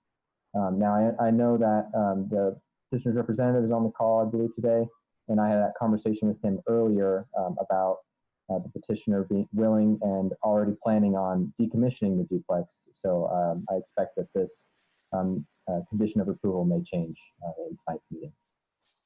I'll now take any questions. Jim? Drew, isn't this basically somewhat to the west of Smith Pike? And as you've shown in your presentation, or I feel that you have, which has been, I think, well done and very cogent, isn't it basically surrounded by housing so that this agricultural reserve designation, and just as a caveat, I tend to be very cautious and reluctant to change zoning to fit the plans of a developer, for instance, or an individual. But I think when you say overall, you're recommending approval here. In this case, I can follow, I believe, pretty clearly the staff recommendation. So I've asked 2 or 3 things there just to make sure I understand where this is. It is close to Ellettsville then, and in a residential neighborhood, somewhat to the west of Smith Pike, you'd say. That's my orientation point. Yeah, Jack, if you could go maybe to the location map or the zoning map, I think that'll kind of help us out with positioning of this property. Well, if so, thank you for humoring me, but that's just more a point of reference for me to have an idea of where it is. It's not too far away from, I think Smith Pike would be to the right there, somewhat to the east. But Smith Pike is the main access point to the east, okay. and then So they it is then. enter. And it is where I thought Yep. it was. And Not too far I don't from really have any 46. question. The area around it, that's sort of just an island-like, is it, of agricultural reserve? More like a peninsula. Yeah. You should go to that other the zone. Yeah, that one. I can always count on you to tell me. Okay, I'm done. I'm in favor of granting this change. This will go to the commissioners, however. Yes, this will go to the county commissioners, yes. Okay, thank you. Okay. Thank you, Anyone else Jackie. have any other questions from the Plan Commission? Julie has one. Yes. So I don't know how, unless the petitioner wants to do record a commitment that they are going to decommission the duplex, I don't know how we could even ask them to pursue any of these other options because they haven't subdivided the lot, and the lot would have to have a line drawn to do it. Right. Are you talking about the condition of approval? Right. Does that make sense? Yeah, because it would be like chicken or the egg. You'd have to do both in the same petition if they're going to keep it. But if they're not going to, if we can get a recorded commitment, I'd be fine to drop the other parts of it. So they're going to keep this one house and then build another one on the other lot because clearly there's room for another house on here. Yeah, It sounds like. yeah. Okay. According to my conversation with the representative this evening, the creation of the duplex when it was done by the previous owners was not done well anyways. So the current owner from the start was planning on converting it back to a single family residence and then going through the rezone and subdivision process in order to put another home close by on a That second makes lot. sense. Yeah. Thank you. Any other questions? Looks like Jeff, then Dave, then Jerry. Would it make sense to just add to the existing condition that's on there or decommission the duplex? I mean, would that essentially resolve the problem? Yep. But you can't have a duplex. Are you talking about having a duplex on one lot versus having the property line divide the duplex and having the duplex split? Those are two different things. Right. I think Jeff's saying decommission it back to a single family residence. Is that your point, Jeff? Yes, if that's what if that's an alternative that the petitioner, I'm just suggesting a simple way to wordsmith that condition into the existing condition. Right. I guess but I guess that goes to my question of how can you have a duplex in MR without a property line that runs through the duplex? A zero lot line that runs through the duplex. Yeah, it's currently an enforcement case, so. Right. So instead of 0.1, just petitioner records commitment to decommission duplex into single family residence. Oh, that's fine too. Right? Would that work, Jeff? Yeah, that would work for me. Okay. If that's petitioner's okay with that, I'm good. Okay, and then Dave, you had a comment?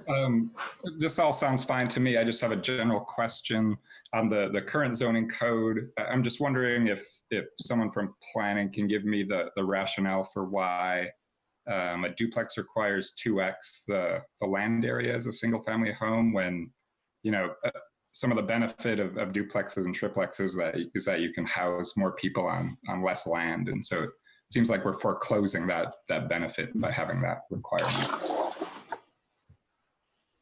So I guess the question is what's the rationale for the current code of the current rule that requires two times the land area for a duplex? Yeah, it's a good question, Dave. And I think and Larry will probably add in here, but it's, also applies to the really rural areas of the county. So I think the idea is that where there's not great access or, folks are doing so off of with less access to services, you're not increasing density in a certain area, but certainly as we review the zoning ordinance and look at these standards again, we'll be putting that into consideration for areas that are more densely zoned or urban areas. Larry, did you want to add to this too? I'll just echo what you said. It was to retain the density, but allow the flexibility of having a duplex. So in other words, the overall density of the zone would remain the same, but you would allow the flexibility of having a duplex in certain circumstances. Yeah. Jerry, you had a question as well? Yes, I was trying to, and this is, I guess, a little more procedural, I don't know. I was trying to understand what the idea was to even offer the notion of splitting the duplex with the property line, because then all it would allow them to do is retain the house. Is that correct? Mm-hmm. Yeah, so if there is a duplex on the property, it could be an enforcement remedy to have them go through and subdivide it and put the lot line in it. Would they have another additional lot if they did that? Not if they put the lot line through the duplex, and that would have to be approved by the plan commission after a rezone. So it's like Julie was bringing up kind of a. Right, okay. I just wanted to be clear. I couldn't even understand why that was offered as a solution, but I guess procedurally, you do what you have to. Mm-hmm. Okay, that was my only question. And this is similar to the petition we had on Pioneer Lane where it was zoned industrial, light industrial, right up to the residential neighborhood. That whole area is kind of in transition. So there's no hope for this to be ag any longer. It's developed all around it. Bernie, you've got a question? Yeah, just I think a quick one here. So what we're doing is we've got a duplex, and we want to convert the duplex to the petitioner wants to convert the duplex to a single family residential home, and they want to put a lot line east of the house in order to build another home on the other on the newly created lot. Am I correct? Yes. Yes. So can we put a condition that once the petitioner comes back and subdivides the lot, that they cannot record the final plat until the duplex is decommissioned to a single family residence? Sure. Would You that could do it at that point? Would that satisfy the questions that are out there? I think so. That does put a timeline on the duplex existing, and it's a stopgap for making sure that it is decommissioned if that's the way that things go. Jackie, do you have anything to add to that? Nope. Are there any other questions, Dave? I guess you could do, at this point, you're talking about a rezone, so you would accept a commitment to the effect that if they ever did subdivide it, that they would decommission that before that. So now's the time to take a commitment in that, rather than a commit, because it doesn't seem to be a condition that would relate to a rezone approval, more of a subdivision approval condition. Yeah. So Dave, if the petitioner commits to the decommissioning of the duplex, we can accept that letter of commitment and just eliminate the condition of approval? Yes. Okay. I would just have that, but I like the timing aspect of it and the tying it into the final plat. That's a good thing. And if you accepted the commitment at this point, when they came in to subdivide, then you could impose the condition that had to be decommissioned before final plat recording. How would they demonstrate that had been done? Yeah, You do have to note. Yeah. You have to note the use on the plat. It has to say single family residential use on the plat. Okay. So And they would have to apply for a building permit to do so, yeah. Okay. All right, but would staff have to verify with the visit that there's not actually tenants still living in there under a don't ask, don't tell scenario? I would think that if they applied for a remodel permit through the building department, that we could check in with the building department on their inspections and All confirm right. All right. certificate Well, of occupancy. Yeah. Simply changing the designation didn't seem to work for me. I think we have the petitioner on the line, as Drew mentioned. So, do you know, Drew, which person is it? Phil Sutton. Phil Sutton. Okay, Michelle, could you unmute Phil Sutton? Hello. Hi, Phil. Do you have something you'd like to add to the petition? Yeah, Joe is in the process of converting the unit back to a single family home. So it is actually in process already. He removed the kitchen and removed the dividing walls. So it is in progress. So any letters that you need, he would be willing to sign off. Okay. We might talk with you in a bit about just getting any and all permits that we need. So Drew will follow up with you on that. All right. Thank you. Can I ask a question now? Uh-huh. Does that mean that the tenants of the duplex have been moved out, they vacated, and there's no longer any occupancy of the home? It is currently vacant, yes. Jackie, I guess I would want to know if Mr. Fenton is okay with the commitment request. Sorry, you cut out just a minute. What was that, Dave?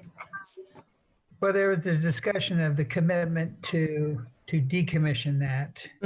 As a written commitment that's recorded, is the petitioner willing to accept that or to make that commitment? Phil, I wouldn't see a problem, but I would just need to go get in contact with Joe Kemp. Okay.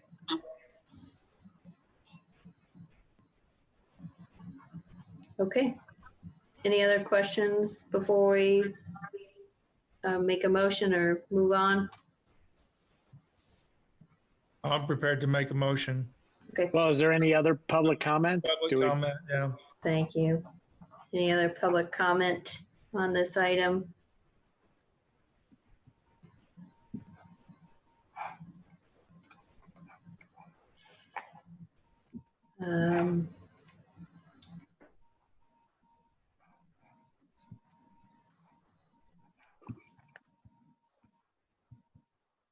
Bill, do you know of anyone else on the call that might be wanting to speak that maybe are muted? I don't see. I'm on my phone, so I have to swipe. No. Okay. I don't believe that there was any remonstrance or any other kind of calls in about this petition particularly. Okay.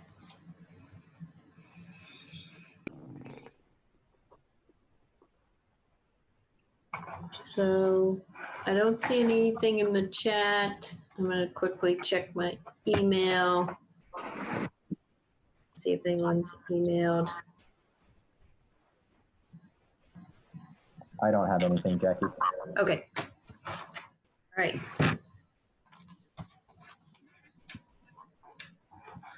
And this would be a recommendation to the commissioners. That's correct, yep.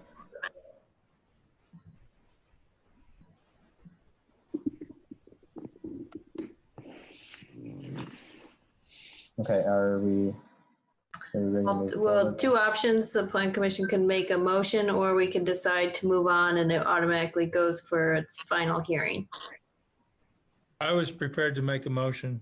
Go ahead. Okay. In case number 2001-REZ-01, a request for rezone from agro reserve to medium density residential, and with the waiver of final hearing request, I would include the waiver of the final hearing in my motion. This was a petition in Richland Township. And I would move that we forward it to the commissioners with a favorable recommendation based on the findings of fact and subject to the recommendations of the county highway and drainage engineer reports, and to the following condition: that petitioners submit a written commitment to decommission the existing duplex structure, and that the rezone designation cannot be put in force until petitioner has demonstrated the change to single family residence on the duplex. Second.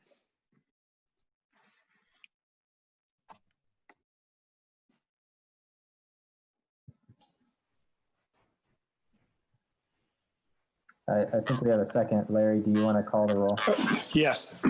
The vote is on petition number 2001-RAZ-01, Joe Camp Construction. The petition is to change the zoning map from agricultural rural reserve to medium density residential MR for the property located at 4123 West Carmola Drive.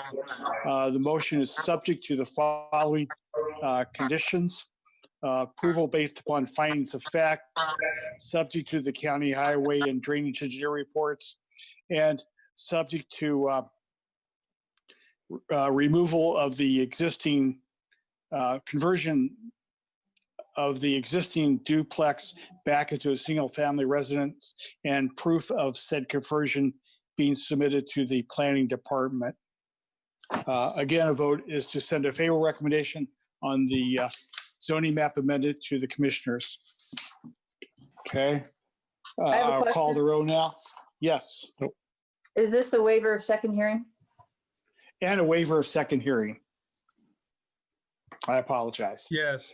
I want to clarify in your rundown there, Larry, the petitioner has to submit the proof of the changing of the status of the duplex to single family before the change in zoning is in force. Okay.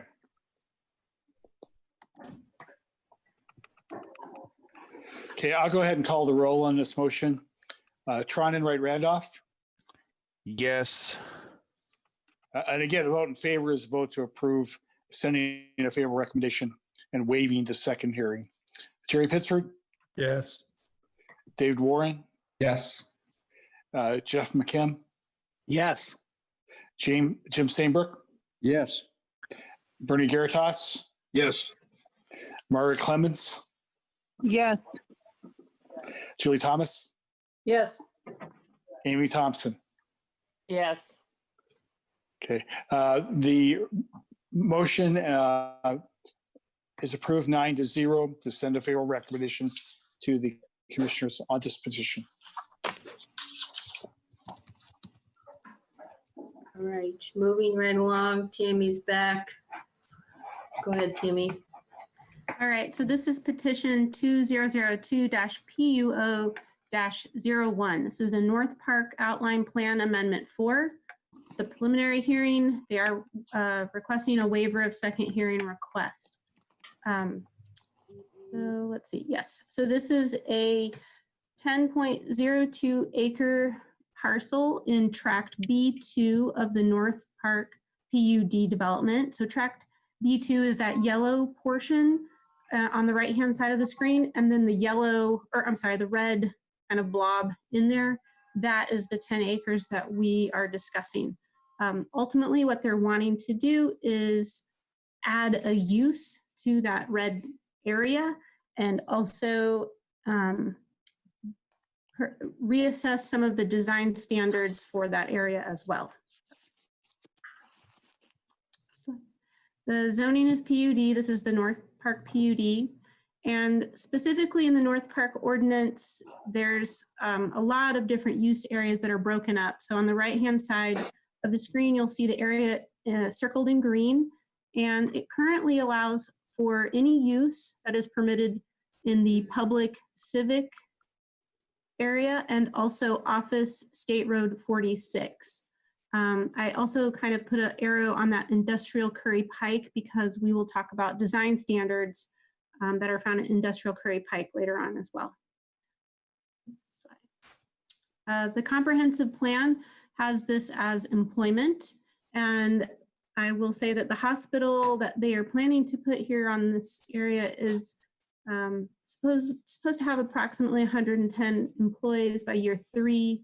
And I've listed the mean salary and benefits there on the right-hand side of the screen. So they are kind of meeting that comprehensive plan goal of employment.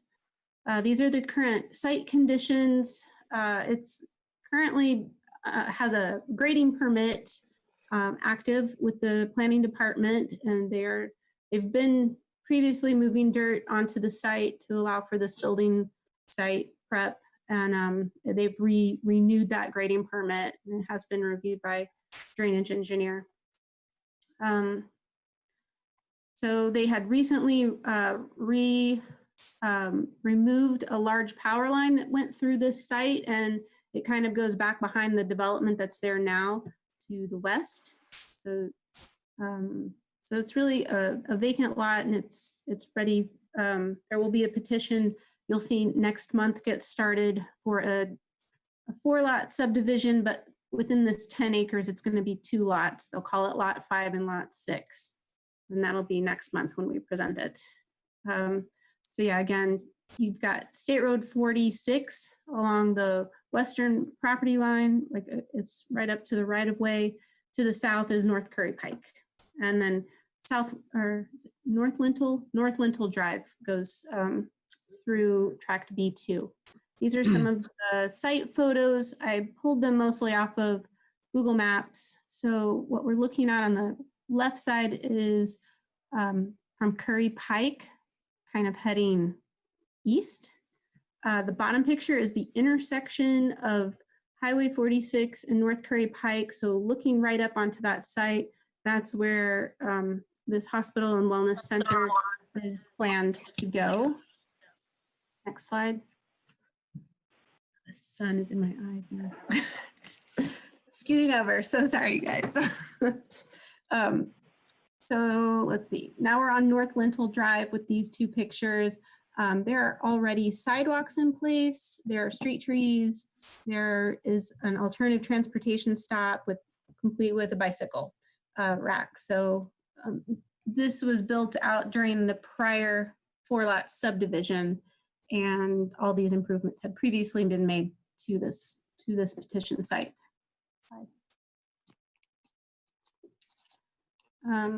This is a draft copy of the preliminary plat. So previously there were 4 lots platted on this lot, and then what you see kind of down in the lower right-hand corner is their schematic for the development that they would like to put on the site. And then just to the north is going to be vacant lot 6 that currently is not slated for development, but they are going to be required to draw up a kind of a ghost development plan for this site as part of the North Park PUD requirements.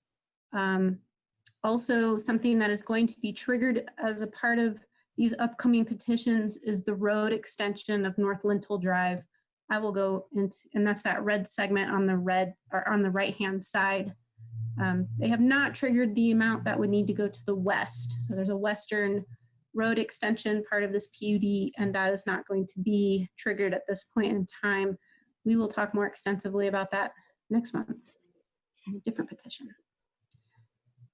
So included in the staff packet is the petitioner's letter of what they're asking for. So this petition is very specifically adding hospital wellness use to the site, and also asking for us to evaluate the industrial Curry Pike district design standards to be used for this area as opposed to the public civic and office State Road 46.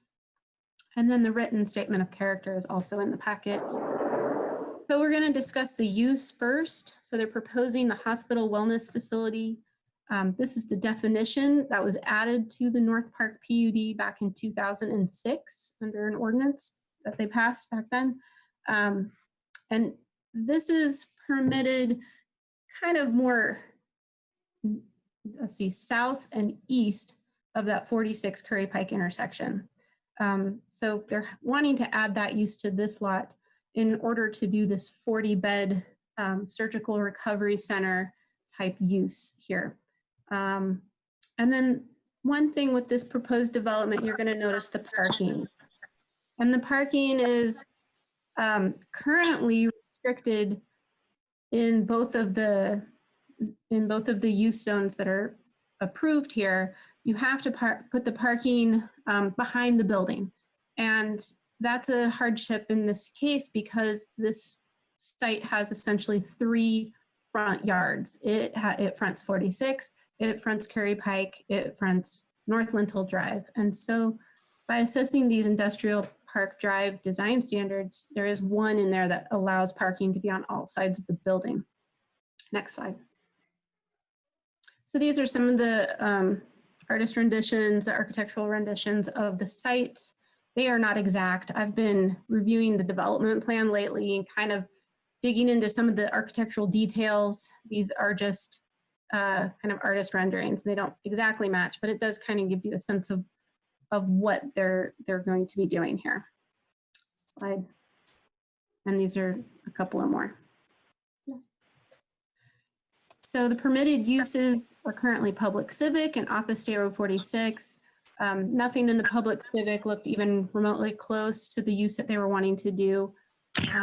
Next slide.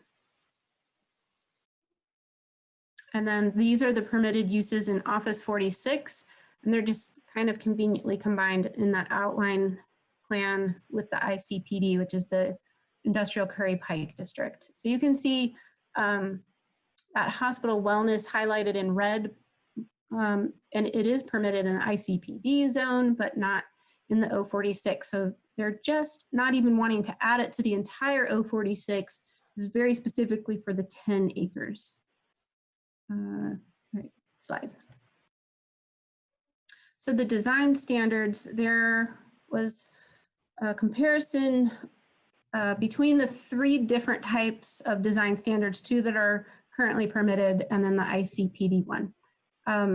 There's like 39 different standards, and only 4 of them were really significantly different between the Office 46 and the ICPD standards.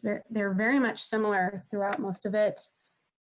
And staff did kind of an analysis comparing those different ones. Design standard 12 III clearly makes some sense to adopt as part of this outline plan amendment because it deals with that frontage along the 3 roads and it would allow parking, around the entire building.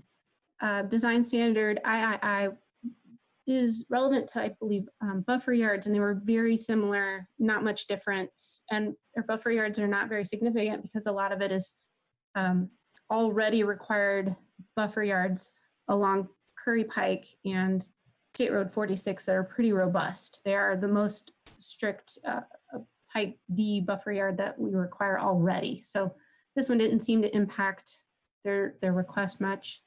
I-14 dealt with signage. If we went with the ICPD design standard, it would allow for a 550 square foot sign. It also allows for marquee signs, which is more maybe relevant if it was like a more traditional large hospital, like the one that's going up over on the bypass, but it doesn't seem to make sense in this. And I think they're just planning just a monument sign anyway. And then design standard 16 just said that in ICPD, it should be like a campus-like design, which would conform to the topography. Staff did not find that very relevant. So really only 12 III is maybe something that that staff recommends that stays with this petition and that we use the Office State Road 46 design standards, but also swap out the 12 III slide. Tammy, Julie's got a quick question maybe on this slide. Sure. You're muted, Julie. Couple questions. I'll just wait till the end. Thank Okay. you.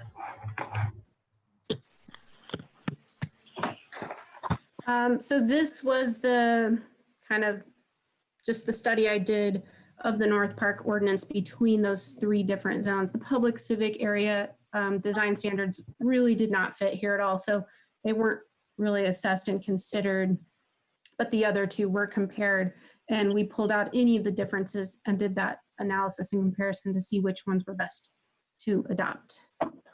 Slide.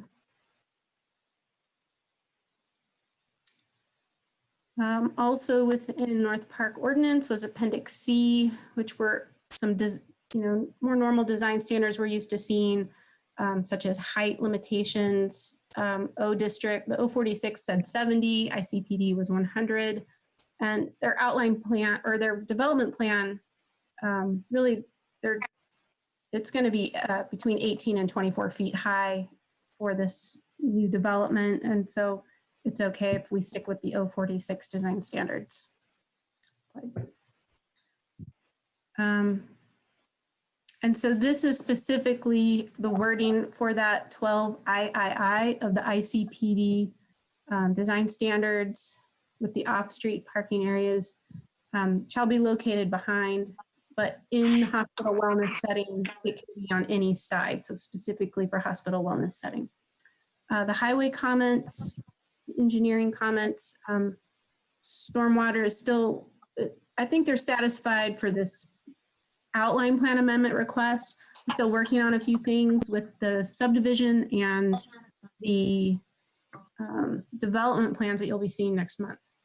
And the highway engineer had a few comments as well on North Lintel Drive. This is actually a minor collector under the North Park PUD, but I think currently kind of looks like a local road, but we're trying to design this as a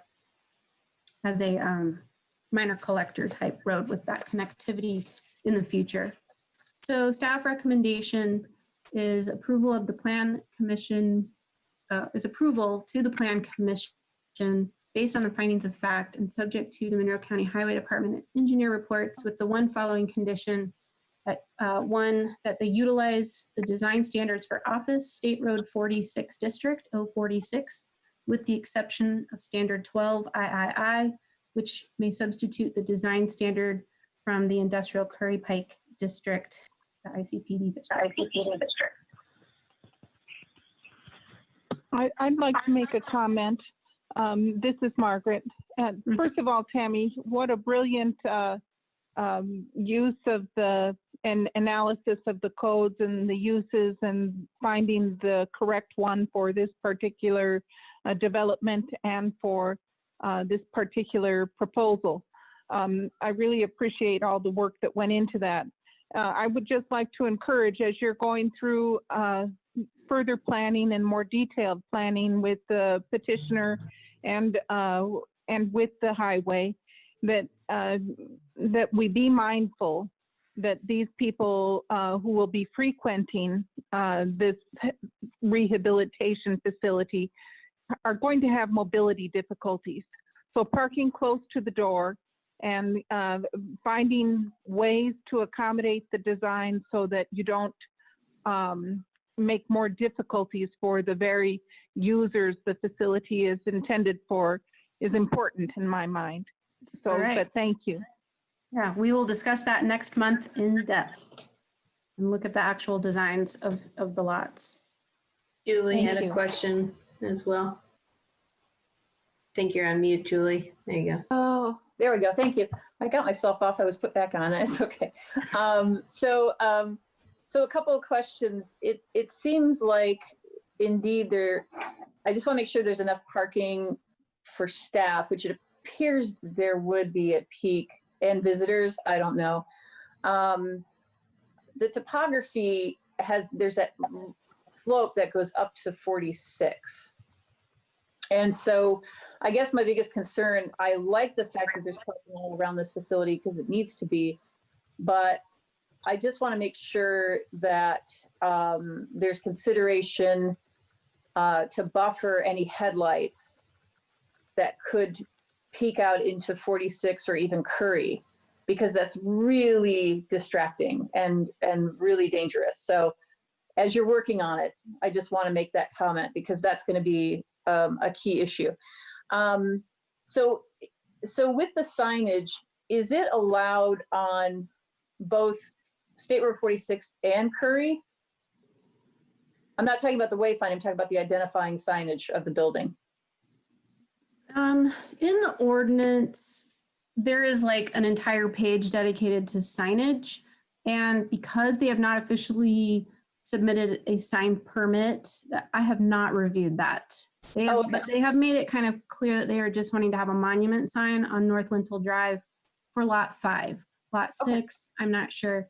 And just to follow up with your question regarding buffering of parking and headlights, required in the North Park PUD is that they, along 46, have either an earthen berm with the largest buffer yard we require, or a mason wall with the buffer yard again still with it.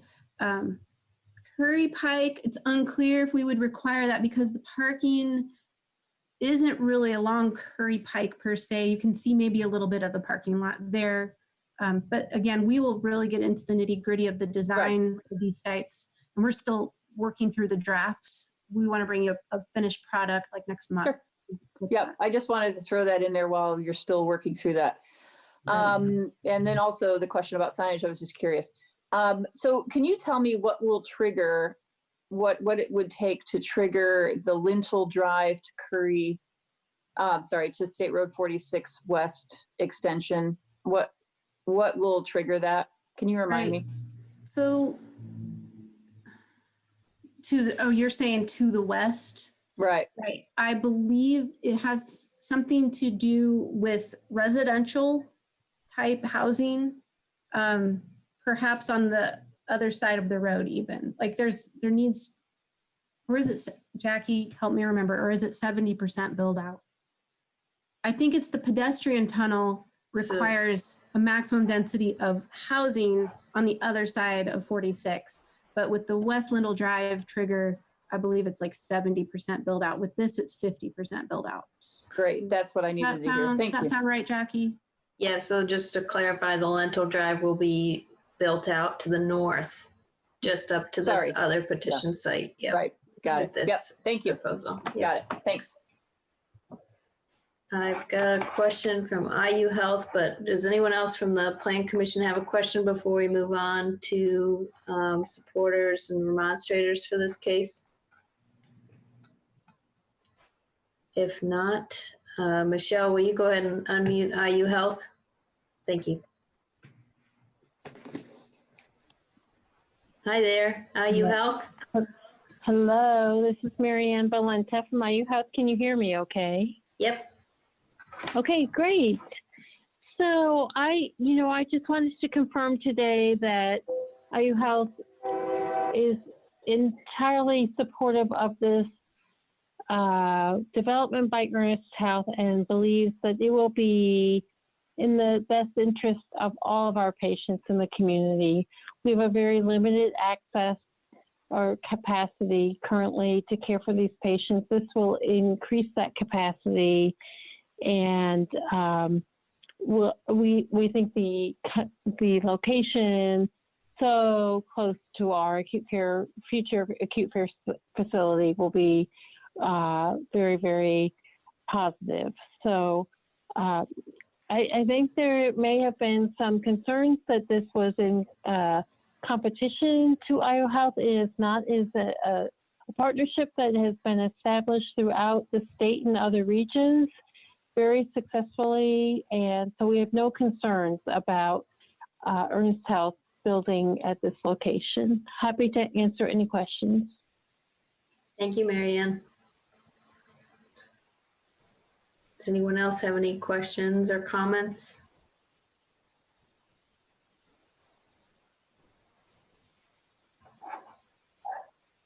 And this is treated similar to a rezone, so we'll be going to the county commissioners for a decision.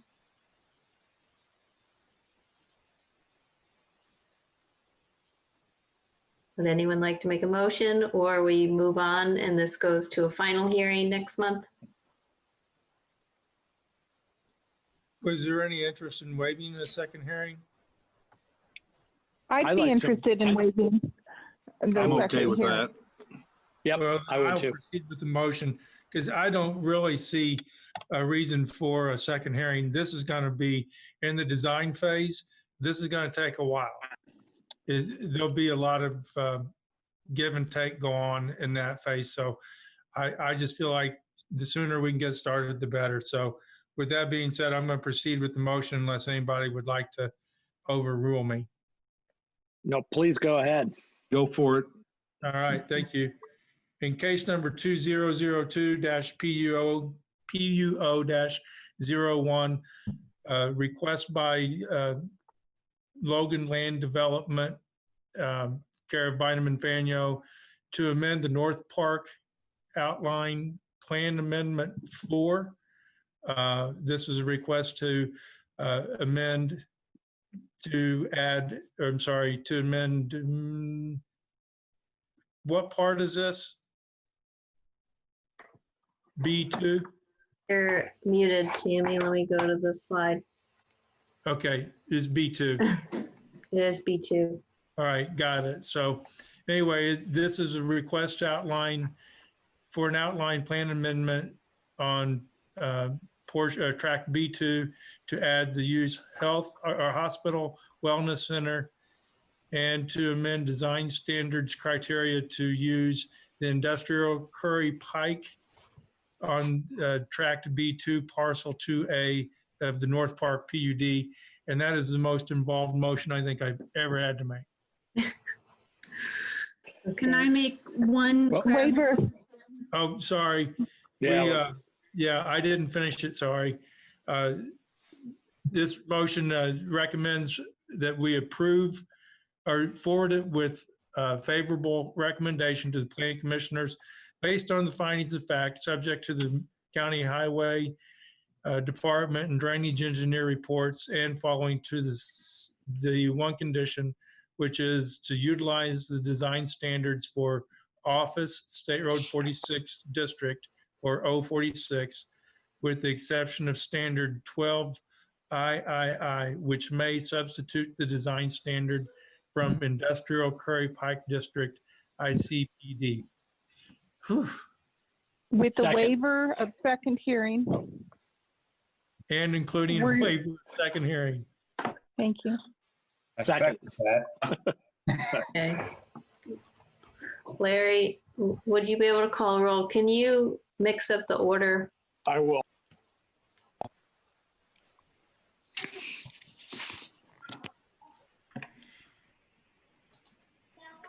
Okay, I'm gonna move. Okay, the vote is on, was that an aye or a nay? Jump in here. This is Somebody's Tron. dog I was in was favor. That's Ollie, and he's outside behind a closed door. He's a loud dog. I was just booted off, so I'm not sure if we did a roll call. This is Tron. We're getting ready to I start. lost connection for 5 minutes. Getting ready to there. start. The vote is on case number 2002 PUO-01 North Park Outline Plan 4. Petitioner Logan Land Development affecting a 10.02 acre tract, which will be known as tract B-2 parcel 1. And the outline plan amendment is to add the use hospital wellness center and to add amended design standards criteria to use industrial Curry Pike to development tract B2, partial 2A of North Park PUD. There's also to waive the second hearing as required. This would be to send this amendment to the commissioners with a favorable recommendation, as well as waiving the second hearing. A vote in favor is a vote to send this petition to the commissioners with a favorable recommendation. Jerry Pittsford, Yes. David Warren, Yes. Jeff McKim, Yes. Jim Steinbrook, Yes. Bernie Garitas, Yes. Margaret Clemens, Yes. Julie Thomas, Yes. Amy Thompson, Yes. Ray Randolph. Yes. Okay, motion is approved by a 9-0 vote to send a favorable recommendation on the PUD outline plan amendment to the commissioners. Thanks, Thank you. Larry. Drew, you want to go ahead and get started on the next petition? Yep. The next petition is the Merriman Sliding Scale subdivision with a road width waiver request. I'm going to the next slide. So a little bit of summary here. Petition site is one 11.45 acre parcel located in Bean Blossom Township. It contains a single family dwelling with an attached garage, an existing pole barn, and utility and about 3 utility sheds and a barn as well, and also a pre-existing mobile home that is notified to be removed per the plat. The petition site maintains frontage along West Wampler Road and North Amos Lane. So these lots, we go back, sorry, Jackie, we'll go do that a little bit more. Thanks. So this is a 2-lot subdivision proposal, sliding scale. Lot number 1 will be 4.77 acres. And that lot exhibits a proposed home site and a proposed barn site, as well as a septic area. Lot number 2 will be the parent parcel at 6.04 acres. This lot contains the existing single-family dwelling, the existing pole barn, and the 3 utility sheds and the existing barn, as well as that mobile home that is to be removed. Okay, go ahead. Okay, so the location is at 7280 West Wampler Road in Section 4 of Green Blossom Township.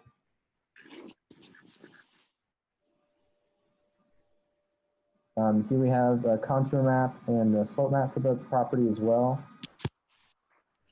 There are some steep slopes, but there are some building sites on the property. The buildable area is located and identified on the plat. And so here we have the zoning map and the comp plan map. It's zoned agricultural rural reserve, and the comprehensive plan has it designated as farm and forest. So here we have some aerial photographs of the property. I'll go ahead and go through some site conditions here. So if you'll notice on the property lines here, they're a little bit off. The mobile home is down to the southeast corner of the property. It's identified as being off the property in this image, but it's actually a part of it. You can see it identified on the plat as well that's in the packet.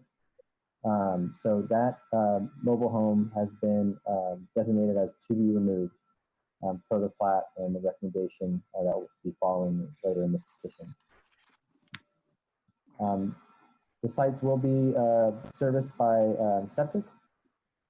There are no known karst features on the property. There's no FEMA floodplain on the property. None of the properties in the environmental constraints overlay, and the 2 proposed lots will meet the 15% buildable area requirements per Chapter 862 for newly created lots.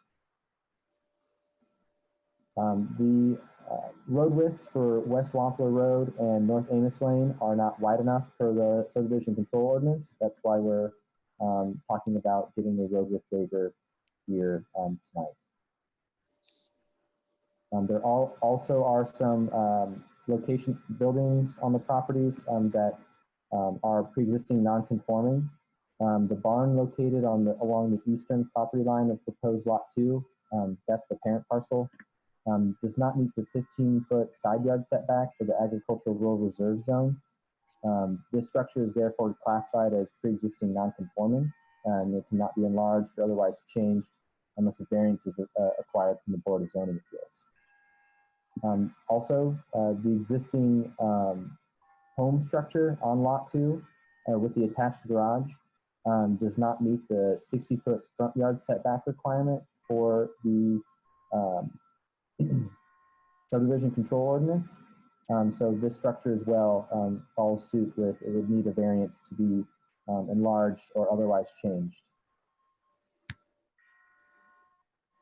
So here we have the plat document that has those notes on there talking about those structures, as well as the mobile home in the bottom right corner. Here we have the submitted waiver findings from the petitioner's representative, Mr. Deckard from Eric Deckard Land Surveying. He's on the call this evening as well. Both of these documents are in your packet as well. So here we have the highway comments. Driveway permit applications have been submitted and will be approved pending the final plat. Lot 2 driveway entrance is permitted per parcel. They had some more comments there. The highway department does support the road width waiver, and there are no overall conditions for the petition at this time. Stormwater did not have any comments. So here overall, staff's recommendation is a recommendation of approval for the sliding scale subdivision preliminary plat based on the findings of fact and subject to the Monroe County Highway Department, stormwater engineer, and county surveyor reports based on the following condition. A demolition permit application for the mobile home on lot 2 is submitted concurrently with the improvement location permit application for the new proposed home on lot 1. This condition was edited from the last time we heard this at the admin meeting for the request of the petitioner's representative, and its sole purpose was to enable the individual who's living in the existing mobile home to be removed to have adequate time to prepare the new home site and still have a place to live on the property while that is going on.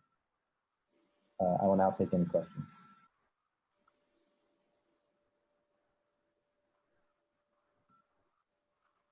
Julie, you're on mute. You're on mute, Julie. Well, thank you. There you go. I just wanted to ask about the roadway and see if Ms. Ridge had any comments, especially related to the driveways and the width of the road. Actually, we are in support of this. Wampler Road, we don't anticipate any of the traffic increasing, and it would stay consistent with the remainder of the roadway. And we don't have any foreseeable road improvements or widening projects in that area at this time. Okay, thank you. You're welcome. Anybody else have any questions or comments?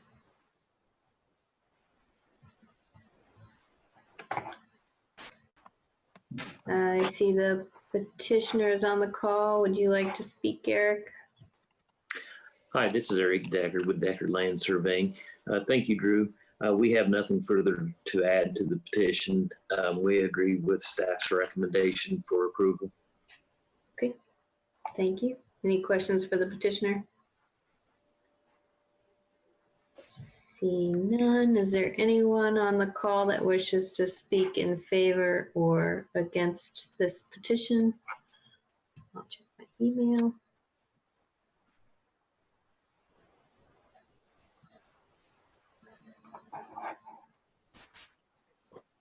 All right. Seeing none, this is the preliminary hearing, so if someone would like to make a motion or move on. I can do it. In the matter of case number 2002-SSS-04, the Miriam Sliding Scale Subdivision Preliminary Plat, I move that we approve the sliding scale subdivision, grant the road width waiver, and there is a waiver of second hearing. Is that correct? Yes. And a waiver, or pardon me, that's possible. Then the waiver of second hearing for the petition with the condition that a demolition application for the mobile home on lot 2 is submitted concurrently with the improvement location permit application for the new proposed home on lot 1, based on the staff's report and the findings therein. Second. First and second. Larry, you want to call the roll? I will. I am not certain that this requires a second waiver because in the absence of a road width waiver, it could have been approved by the plat committee in a single meeting. So I don't think there's a second hearing requirement. I withdraw the portion of the motion where I request waiver of second hearing. Dave, does that make sense? Well, it doesn't harm it to have the request for the Yeah. waiver. I mean, you I'll can just go- say let me go- waiver of let me second go- hearing, if any. I thought it was mentioned that there was a second hearing on this. I apologize for doing that. Let her fly the way it's made. I was on mute earlier, so. Okay, well, let me go ahead and put it in, and it'll be superfluous and we won't have to worry about it. But the vote is on petition 2002-SSS-04, Merriman Sliding Scale Subdivision.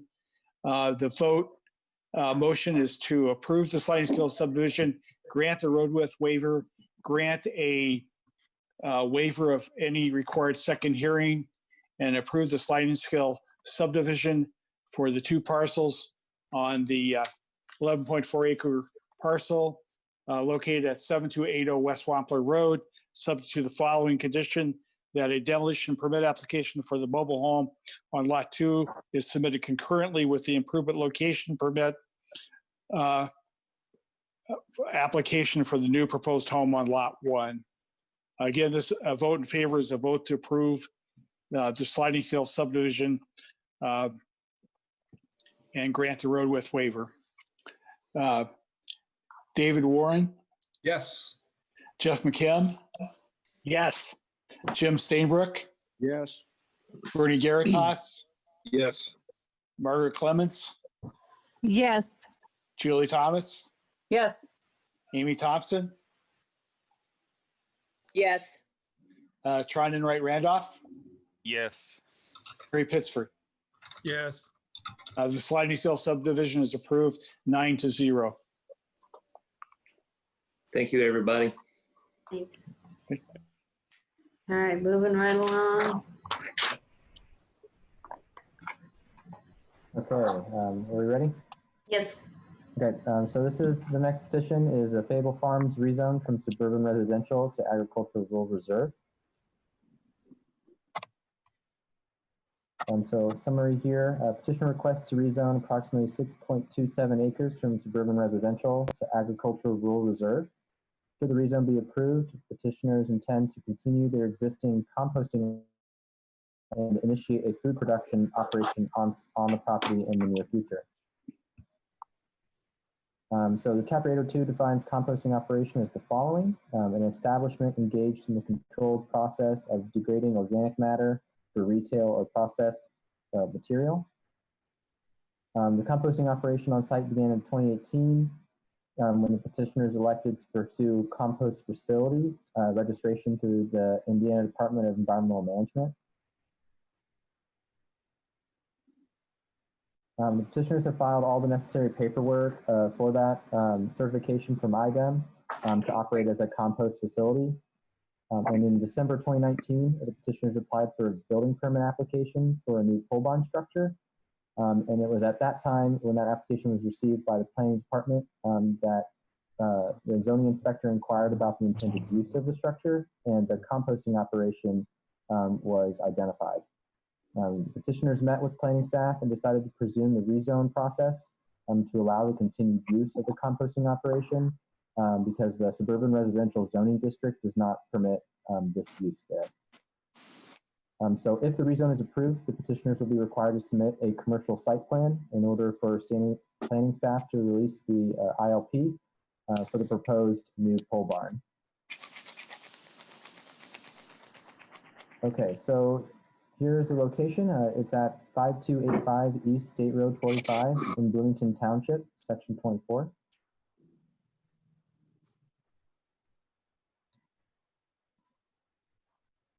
The zoning here is currently suburban residential, and they want to, like I said before, convert it to agricultural rural reserve. There is agricultural rural reserve in the area.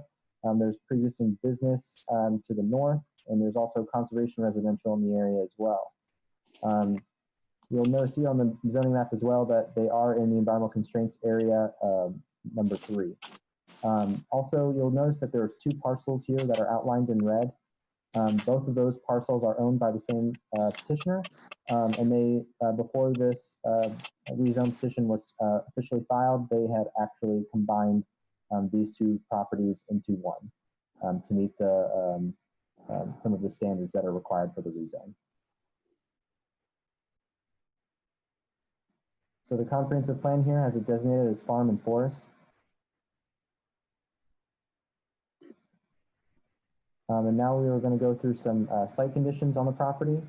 It has access off of East State Road 45, which is designated as a major collector. The petition site currently contains a single-family residence, a hoop house, greenhouse, a pole barn, a separate pole barn, and a utility shed, and also a carport canopy. The petition site contains an enclosure for accessory livestock as well. Overall, the petition site is predominantly flat, but it does exhibit some steep slopes on the far western edge of the property, and there are no known karst features, and there's no FEMA floodplain. There was a correction that was made from the Plan Commission admin meeting. Planning staff had said that the site was serviced by sanitary sewer, but that was incorrect. The petition site is currently serviced by a septic system. So now we have some site photographs here. This is off of East State Road 45, the driveway cuts here. And now we have the driveway in the top left photograph. And you can see the hoop house in the background. The property to the right is that pre-existing business zone property. And in the bottom right photograph, you can see the existing single-family home with the carport canopy as well. So these site photographs are going to continue along this driveway. And you can continue on going down the driveway, and you see these other structures here, the pole barn, utility shed, and then the hoop house again in the middle photograph. And then on the right photograph, you see the enclosure they have for accessory livestock. Some more photographs here of the accessory livestock, as well as some of the bins that are utilized in their composting operation. And then the gravel drive here continues along the back of the property and loops back around. And we're going to follow that roadway a little bit farther with some of these pictures. A reverse picture of the compost bins and the pole barn there to the left of your screen. And then, as I stated before, kind of just going along that gravel drive around the property. More photographs here of the property in general. And here we have aerial photography of the property. You can kind of see the hoop house in the top right corner. And then there's the utility shed. And then to the left is the existing pole barn. And then to the left of that is where the proposed new pole barn will be placed.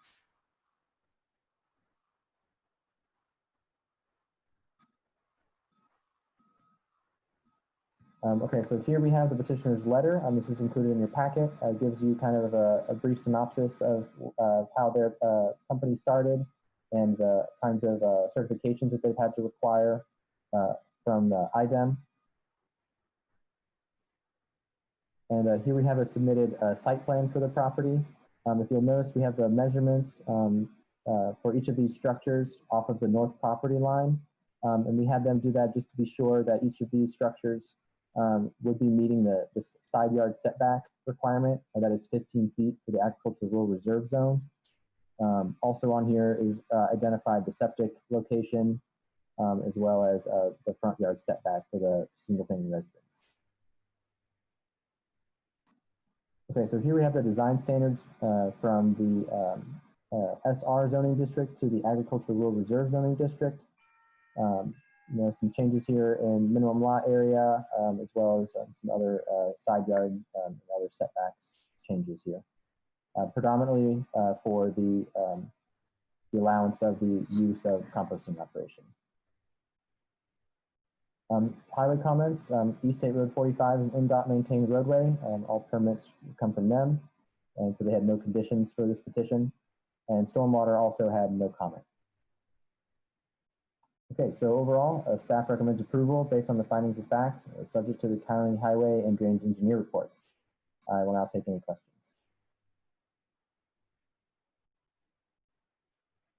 Jim, you have a question? Thank you, Jack.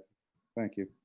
Drew, the surrounding area there you've displayed is suburban residential surrounding the properties of the petitioners, correct? I mean, it is suburban residential. That's what we're looking at. It's currently suburban residential. The other properties around there are existing homes around the properties of the petitioner. I mean, that's what I see here on the display. Well, pre-existing business north too. Mm-hmm. Well, isn't that the pre-existing business about which we're talking now? No. No. So the pre-existing business highlighted on your screen here is a separate property, and they're different owners. They are different owners. I thought, pardon me. That's my. Yeah. So when I was talking about the two parcels that are the same, it's these two separate parcels that are outlined in red here, the larger one and the smaller one. And those are owned by the petitioner. Yeah, right. Thank you. Oh, what's the pre-existing business there that you? I'm not quite sure of the exact nature of the business that they have there. It's Young Plumbing. Plumbing. Mm-hmm. Plumbing business. Have the neighbors been apprised of this change, of this request for change, even though the business has been operating there, the composting business, but they've been out of compliance. Is that correct? They are in compliance with IDEM, and IDEM has random inspections that they. But pardon me, Drew, I don't mean to interrupt. I don't mean to be rude, and you're doing a good job and being very patient with me again. Thank you. But when they put up the pole barn, that's when it came attention was drawn to the zoning. Correct. They filed a building permit for a new pole barn. Yeah, and they're in a suburban residential area as it is now, south of the plumbing business there, and they're asking to go to what is the zoning for which they're ag rural reserve, which is just south of them there. Most of that green area is south. Yep. What are they composting? I believe it's primarily food scraps and other organic materials. And I believe the petitioner is on this call, so we can always defer to them to speak on this petition as well. Yeah. Or if what you said, they can amend that or further describe it. I think my more concern is the neighbors surrounding this operation. They know of what's going on there, and you haven't had any remonstrators or. That's correct. Yeah, the petitioners have had conversations with the neighbors to the north and to the neighbors to the south, and there's been no real remonstrance that I've seen sent to the planning department about this petition particularly. And I know that they've been doing their best to keep petitioner or the neighbors around them informed of what's going on. Okay, thank you, Drew. Thank you, Jackie. Julie's got a question, then Jeff. You're on mute, Julie. Yeah, it's actually, I unmute and I get muted. It's actually just a comment that I hope everybody supports this because this is really a great business for our community. They're working through the solid waste district and a few other locations where people can actually subscribe to drop off their food scraps, because we found in the study of the solid waste going into the garbage bags going into landfill, we actually had some of them opened and studied through Kessler consultants, and it turns out that a good portion, more than 30% of the average trash bag is residential, is food scraps and food waste, and that can be easily turned into compost and good soil additives. So I appreciate their business model, and I really appreciate all the hard work that they've done to create this business, and it serves our community well. So I hope folks support it. Thanks. Jeff McKim. Yeah, I just also kind of wanted to echo the same sentiments. I live about a block away from this property, just beyond where you see IP there. And so I go past this probably at least 4 times a day. There's definitely been a sign out there, Jim, to answer your question about whether the neighbors know that there's anything going on. There's been a rezone sign there for quite a while. It's very visible. And I completely agree with what Julie said about their business model. I think this is a really exciting petition. I'm glad to see what they're doing. And so I also enthusiastically support it. Okay, does anyone else have any comments from the Plan Commission? I know this is not a rezone question, Mhm. but given that we know what their operation is going to be on this site, what are the buffering requirements, if any, since it's an agriculture operation or related operation? Can you talk just a little bit about that? I would appreciate that info. Sure. So we did a similar site plan for Good Earth not too long ago, Amy, and you do have to buffer by intensity. So let's say composting operation, I believe, is high intensity. So there'll be some planting or landscaping requirements between any residential uses or the pre-existing business lot. There may not have to be buffering if those intensities are similar, but the next step after this rezone is to file for a commercial site plan. Okay, and then Dave, you had just a clapping hand. Okay, you're just agreeing with Jeff McKim and Julie. Okay, all right. The petitioners, Andrea, would you like to speak on this petition? Do you have anything else you want to add? Not that we can think of. We're both here. Ryan is here with me. No, we appreciate the support. Yes, thank you very much.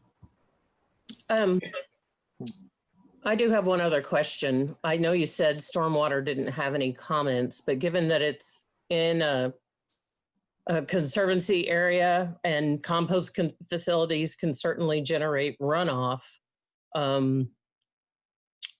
I just, and the steep slopes at the back, I don't know, just something that comes to my mind, I guess, more of a comment than a question. Yeah, that's a good question, Amy. I think when we get to the commercial site plan phase, that's when Terry usually digs in with comments just because he has something more tangible to look at. I think overall, though, he was okay with it being rezoned. Is that your interpretation, Drew, as well? Yes, that's my interpretation as well. Okay. Okay, sounds good. Thanks, Amy. Thanks, everyone. Is there any other comments? Yeah, can I just really quickly a comment about that question that Amy had, is that IDEM has really strong restrictions on how on the percentage of the slope that you're allowed to have as a compost facility. And in our case, IDEM had no issues. Also, our compost pad, which is registered under IDEM, ends where the slope of the facility gets when it gets steeper. And so we also have a design where the way we stockpile materials, the runoff would be absorbed by the materials that are in the bottom. So yeah, we worked with IDEM a lot in terms of design precisely for that. And we had to dig like an 8-foot test pit, a percolation test pit that we had to monitor every day for, what was it, like 12 days or something like this. So, I mean, it's past the state's level of analysis for water quality and runoff concerns. Yeah, so we had a geologist come out and an engineer from IDEM. Random inspections. And we met with two people from Stormwater also here at the county, because we were trying to find out some information that IDEM was requesting from us. So I think in terms of polluting water tables and so on, we're pretty sure we are not. It's been extensively reviewed and we are still compliant. Sounds good. Thank you. All right. If there aren't any other questions or comments, would we like to make a motion, or this is the preliminary hearing of this one?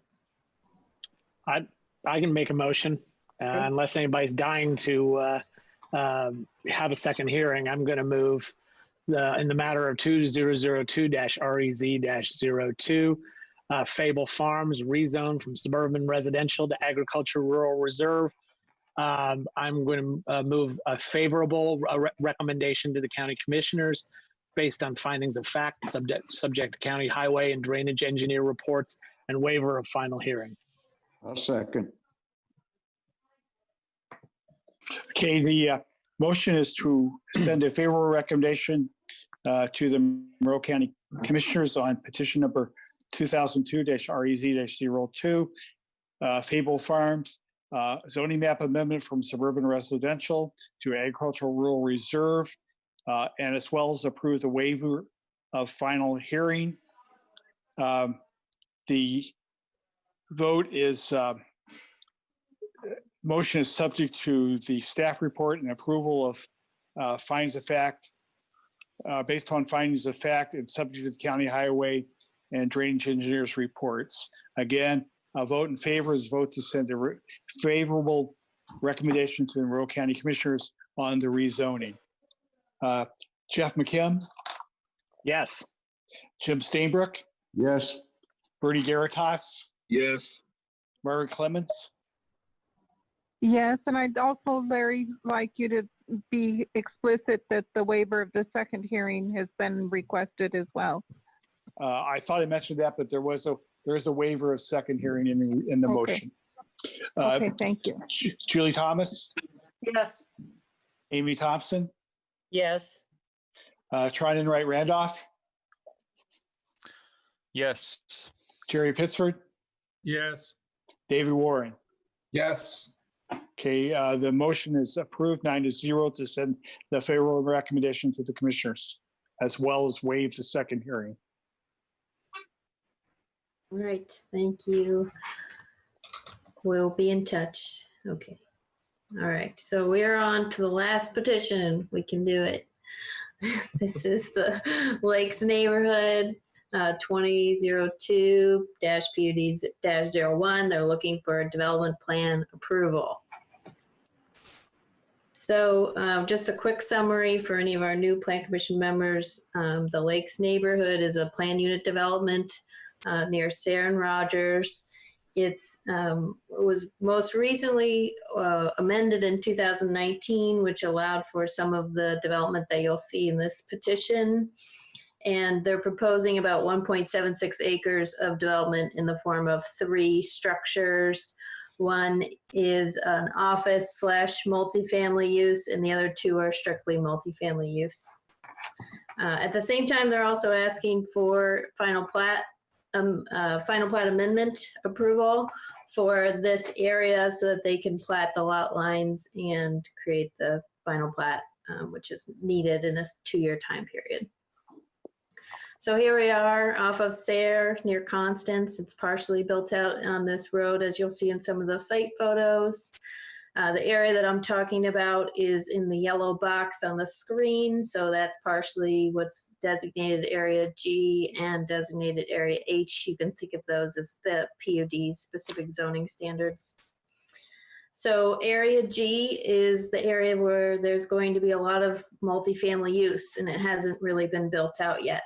So the area that's highlighted on the screen in blue is going to include an office building. It's also going to have 28 multifamily 1-bedroom units. And the parking for this will be on the south side. So there will be some sidewalk connectivity along Constance. There's also a multi-use path along Sayre. And then there's also Meadow Creek development to the west here, which is owned by the same developer. The yellow box is 8 multifamily units. Those vary whether they're 3-bedroom or 2-bedroom, and there'll be garages under those units. And then the unit in green is a 5-unit apartment building, each with 1 bedroom. So they meet density and parking requirements here. So as I mentioned, the Area G has not really been built out yet, so they have a max allotment of 108 units. They're using barely any of those with this petition, a little over 16, so they'll be able to continue to build that out. And then Area H has a max of 36 units. If this is approved, they would only have 7 more units to go in this area H. The only other development that will be coming in area H, though, will be in another phase. So staff went through to review the development plan in accordance with their ordinance. So one of the requirements of the PUD is that all development plans come back to the Plan Commission for review and final approval. So basically everything was met. The only comments that are left remaining are in relation to landscaping and bioretention, and we're working on those. So there's some bioretention plantings that are missing on the site plan.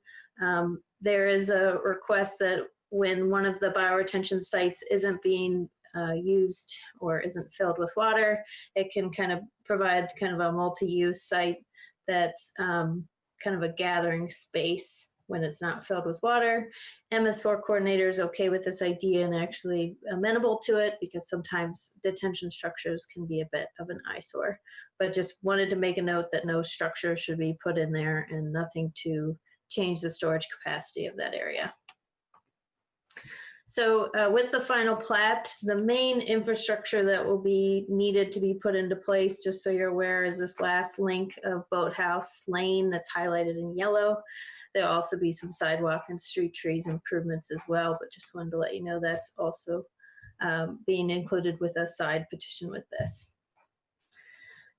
So the other item that still needs to be addressed is that we're asking for the petitioner to put together drainage easements for all of the bioretention facilities and give those, go ahead and record those and make those in favor of the county in case there's issues. So here's parcel 6. The common area previously, for those of you that were on the Plan Commission when this came in 2019, there was a bioretention area. There is a bioretention area where parcel 6, this unit sits, and they came to the county commissioners to amend that and the Plan Commission to put a lot line here. So they are now kind of changing that bioretention area to be between these two proposed buildings. There is some comments back and forth between Terry as well as the developer, just to make sure that this partial bioretention area, if it's split on this lot, it could potentially be under 2 owners, and just how to work through that moving forward.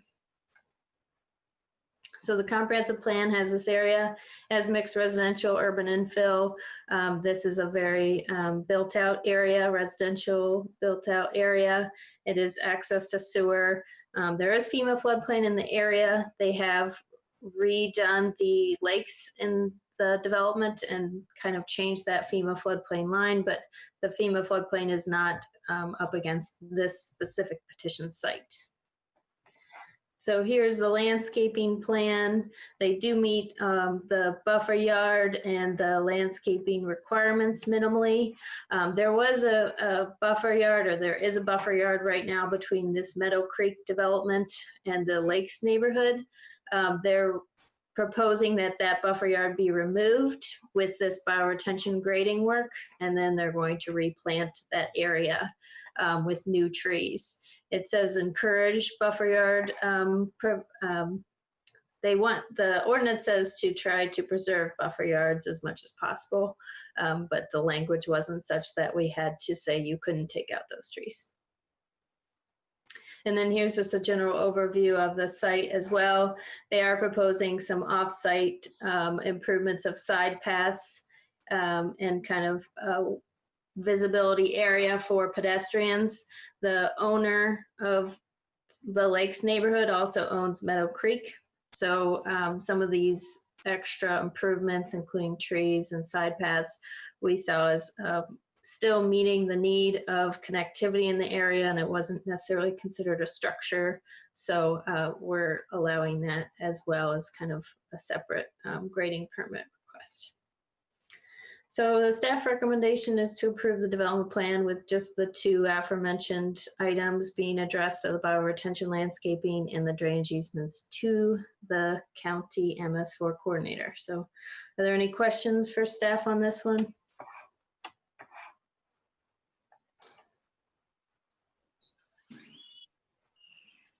Not seeing anything. Well, I have one. This is Margaret. Go ahead, Margaret. Well, if I'm correct, the main thing that we were concerned about when we approved this development was the bioretention area. And that seems to be the thing that's before us. Again, we had stipulated various conditions that required the implementation of the bioretention area first before development began. I don't really understand exactly what is transpiring here, and also it appears to me, with no disrespect to the MS4 coordinator, that basically we're approving a request to give the MS4 coordinator deciding approval authority for this bioretention pond on something we had already conditioned. Am I correct? So just to revisit, so 2019 was a big concern was that the lake over on the east side of the petition was addressed, and they actually have addressed that lake. That's the big lake that used to be filled with water and then wasn't for a time for stream restoration. Now it's filled again.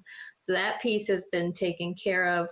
The part that we're talking about here was also under discussion, Margaret, and that was that they're basically having the common area detention lengthwise and kind of widening it long wise, and then before it's where it is now, where the sorry, it's late. There's a unit being proposed on top of where there's currently a detention facility. So the request is that under those detention facilities, they be conveyed to the drainage coordinator, MS4 coordinator, so that if they walk away or there's a maintenance issue, we have access and easement rights to fix the problem.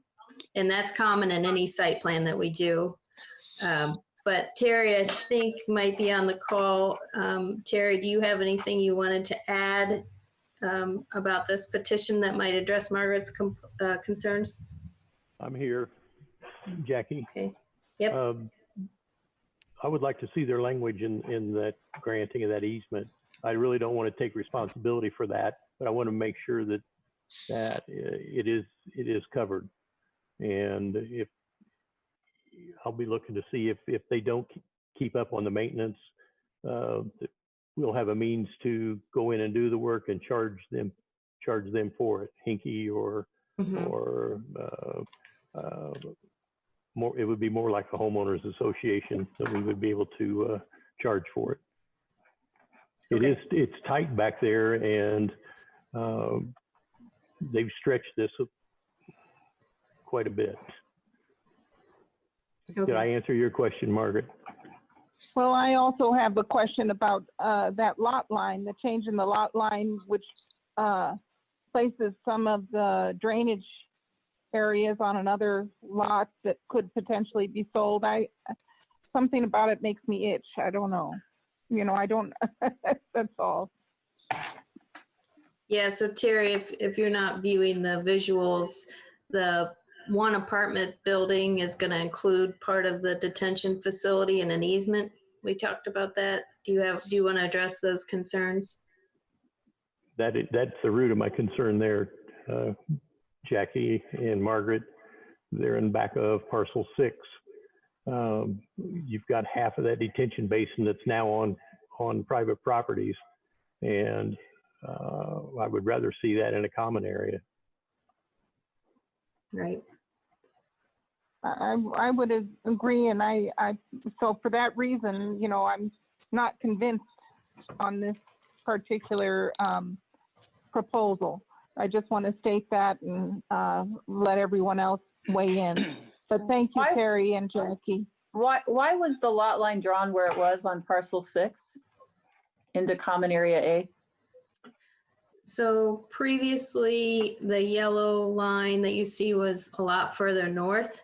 Right. But the PUD stipulates that there has to be a 25-foot rear setback. Got it. And then we've got a comment from Paul from Highway. Do you want to address this petition site, Paul, under highway concerns? Yeah, I sent you several comments about the parking lot for that development, the one farther to the west. Okay. And it mostly involved the handicap spot as well as access to the garages. Don't have enough, I mean, they should have direct entry and exit, so a vehicle doesn't have to turn while they're backing out of a garage, or having enough room to back out completely and then be able to turn out from that position out onto the parking lot. So okay, some parking lot details that are need addressing to function better. okay, we'll take a look at that, Paul. And Steve, well, we've got, so do we have any other plan commission comments before we move on to, I think the petitioner wants to speak on this one as well? If not, I'll go ahead and see. Oh, go ahead. And it kind of goes with what Margaret was saying, and then you hear both from, highway and stormwater where, things aren't really in the best, configuration that they would like to see, and some things have adjusted. So hearing that, really kind of speaks loudly to me. And then back to when this first came around, it's like we gave them every inch and then another inch and then another inch. And then there was this other building. If we could just kind of allow them to develop that and sell that, and then another inch and another inch. And it's like, at a certain point, do we just hold fast and make them build it out with the way we intended? And the fact that we're hearing concerns from both our stormwater and highway, is just unsettling. I can't really put my finger on it, but it's like, why aren't we getting these at the initial phase and splitting the ownership of a potential bioretention? That just seems really complicated in itself. If something occurs, like after the fact, what are the people going to do? So those are my comments. Okay. Anybody else before I move on to the petitioner? All right. Steve, are you on the line? Can you? I'm online. Okay, go ahead. Couple things. First, Terry's concern about the bioretention area and the common area and partial drainage easement on the back of Lot 6. We can address that, and we've looked at changing the configuration of the bioretention area a little bit, and we can do that so that it's solely on the common area and not split partially on the common area and partially on Lot 6. So that's something that we can address, and we understand Terry's concern with that. The other item, Paul's concerns about parking configuration. This is the first we've heard of that. So if those comments were out there, not heretofore seen or heard those. So I'd be interested in talking to Paul and seeing what his concerns are. Okay, Steve. Yeah, I'll get with Paul. I think it's switched between myself and Ann, and we'll just confirm that I get those to you. All right. And Lisa has a comment. Jackie, I just want Gary's comments and, now hearing some of Paul's comments, I want the board to really look at those and make good decisions. Don't settle. We don't want to get ourselves into a position in the future, say, for instance, something like Fieldstone that ended up costing the county quite a bit of money to maintain just because there was no HSA and the ball was dropped. So I just want you to take the concerns that especially Terry has with drainage very serious. Thanks, Lisa. Yep. think Tim Henke is also on the line. Tim, do you have something you'd like to add? Well, first, I'd just like to thank you all for getting through a very big agenda, big project tonight. But this is a difficult process and difficult medium. Paul's concern, I believe, is some of our curved driveways. You know, I think any of you, if you would visit the site, I'd be happy to show you why we made some of the decisions we did. But I know in at least one case, we curved the driveway around an existing tree. So, and it works. You know, it's a neighborhood, it's not a highway. I don't know, it's a very detailed plan with a lot of careful thought. And to look at it on a screen, on a Zoom meeting, doesn't really do it justice. I certainly want to answer all your questions, but for example, some of the driveways, or I think there's a couple driveways curved into garages simply to make a bigger area to preserve an existing tree. And I guess the other issue that I would address is that all of the detention areas will be managed by the homeowners association. So it's not really, won't come down to a lot owner to maintain or to take care of them in the future. And there's, you know, from the very beginning, there's been a very strong homeowners association infrastructure set up. The entire neighborhood shares trash removal, recycling, lawn mowing. There's a strong homeowners association. That's it. Thank you. Well, that brings to mind yet another issue that I face and confront and feel compelled to advocate for, and that is the future residents of this facility who are essentially being taxed additionally through a homeowners association for infrastructure that's not being built before they move in. And one of the high ticket items that I've seen over and over again throughout the city and the county that stands to lose people the very roof over their heads that they've invested in is a homeowners association responsibility for drainage maintenance. When those systems fail, the very dwelling that they've purchased and invested their life savings in can be put in jeopardy, number one. And with regard to the salvation of trees and placing into jeopardy the maybe the safety of property and of individuals, I think that I would weigh in on losing the tree. And because probably after all of the construction and all the heavy machinery going over the paved grounds anyway, the tree won't survive very long. So I'm not compelled by that or convinced by that argument about the parking issues that are being faced on this particular development. But other than that, I've said my piece and I appreciate you listening, and thank you. Okay, so if anyone has any other comments, otherwise this will go to the next month's Plan Commission meeting for a final hearing. Sounds like there's a few questions that we'll have to I just have one comment. Oh, sorry if I jumped in line. Is that, you know, it's going to be really hard for me to want to just kind of give another inch here unless, you know, Paul and Terry really feel strongly that they're presenting something they can get behind.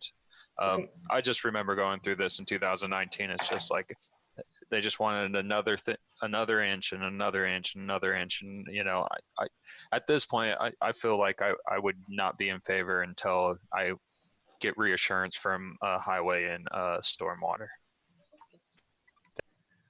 All right, so maybe do we have to do anything if people want to just move on and hear it as a final hearing? Larry, can we just move on, get a thumbs up? Yeah, I think we just move on to the next meeting unless there's a motion to hear it tonight.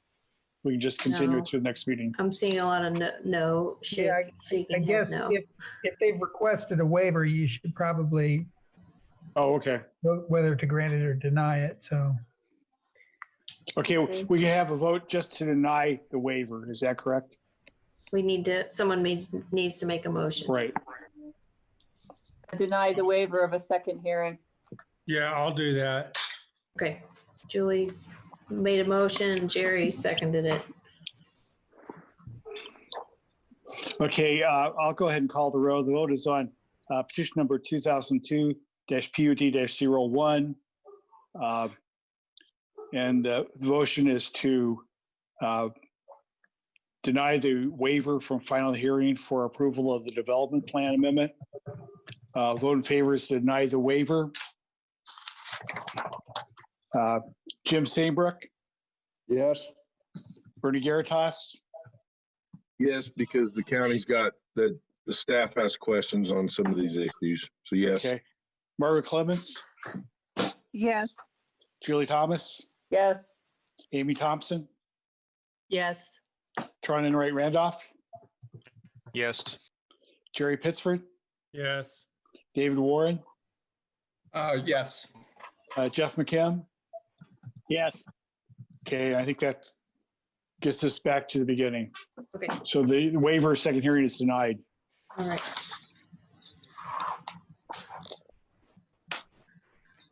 Okay, we're moving on to reports. Given the time that it is, I was going to just give a quick rundown of the ORC meeting. Dave, do you have any reports from legal? No, I'd just say that we've had, well, I guess the answer is yes. We've had some discussions with commissioners and about what happens when the governor's order expires on May 1 with respect to public meetings, how they're conducted, and do we go back to the open door law the way it was before? We contacted the Luke Britt, the public access counselor, and he, I think, is hopeful that there will be something worked out with the governor to extend the relaxed open door law provisions for a short time so people can phase in. But that hasn't been decided yet, which is not really helpful because we have basically 2 weeks until the BZA meeting and even less into the administrative meeting.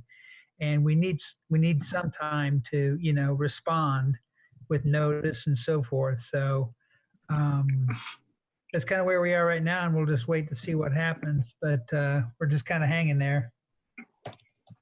Okay, thank you for that, Dave. We'll be in touch on that one. Okay. Just a quick rundown, like 2 minutes. That's all I need. The ORC met last week, and we're talking about the county development ordinance moving forward. And what we had discussed potentially was starting with the subdivision controlled administrative procedures, because right now, obviously during the shutdown, we don't want to do anything that's we want public input on. At this point, we will want to be able to draft something that's statute-based, state statute-based.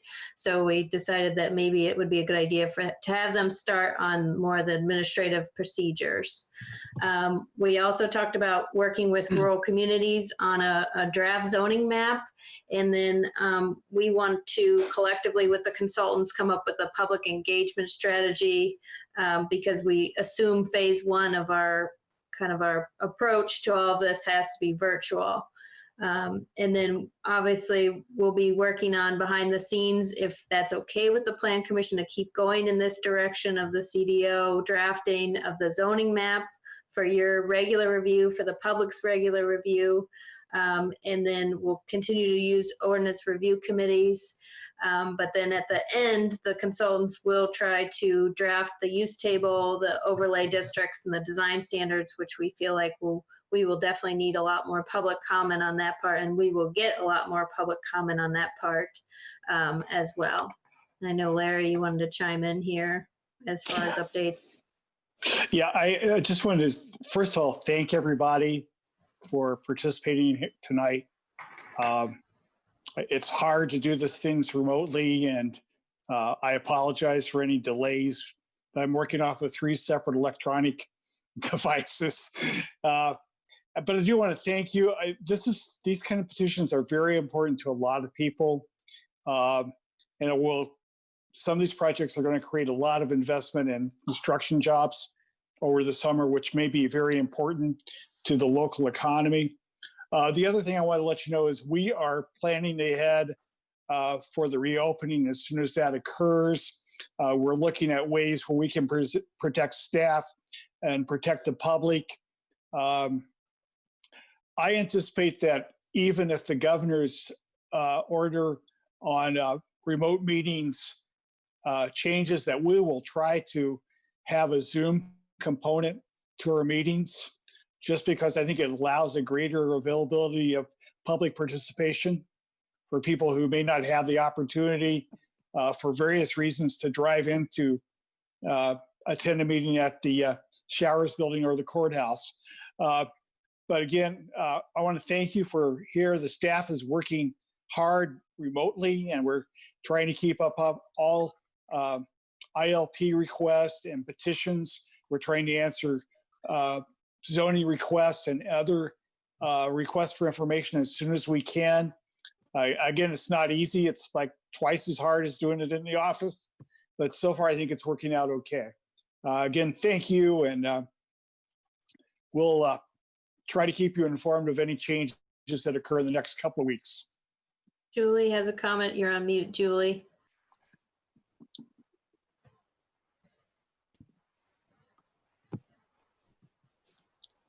Done. There we go. Just a couple of things. I do want to thank planning staff for doing a great job of getting this meeting going and keeping us together and working on so many things at one time. It's fabulous. We don't indeed know what's going to happen when we come back, so there are a lot of questions about that. But regarding the previous slide that was up for our CDO, oh, it's still up. The question, wasn't there something that we were going to ask Plan Commission members to chime in on about how much of this we do virtually, and at what point do we wait until we can meet publicly safely? Yeah, I think the first question is, is the Plan Commission willing to have a public meeting kickoff virtually? Or is that something, because that kind of is like the starting point in our mind for the CDO kickoff. And they're prepared to do that via Zoom, but we wanted to see if others were okay with that approach. After tonight's meeting, do you think anybody really wants a Zoom meeting that can go on that long?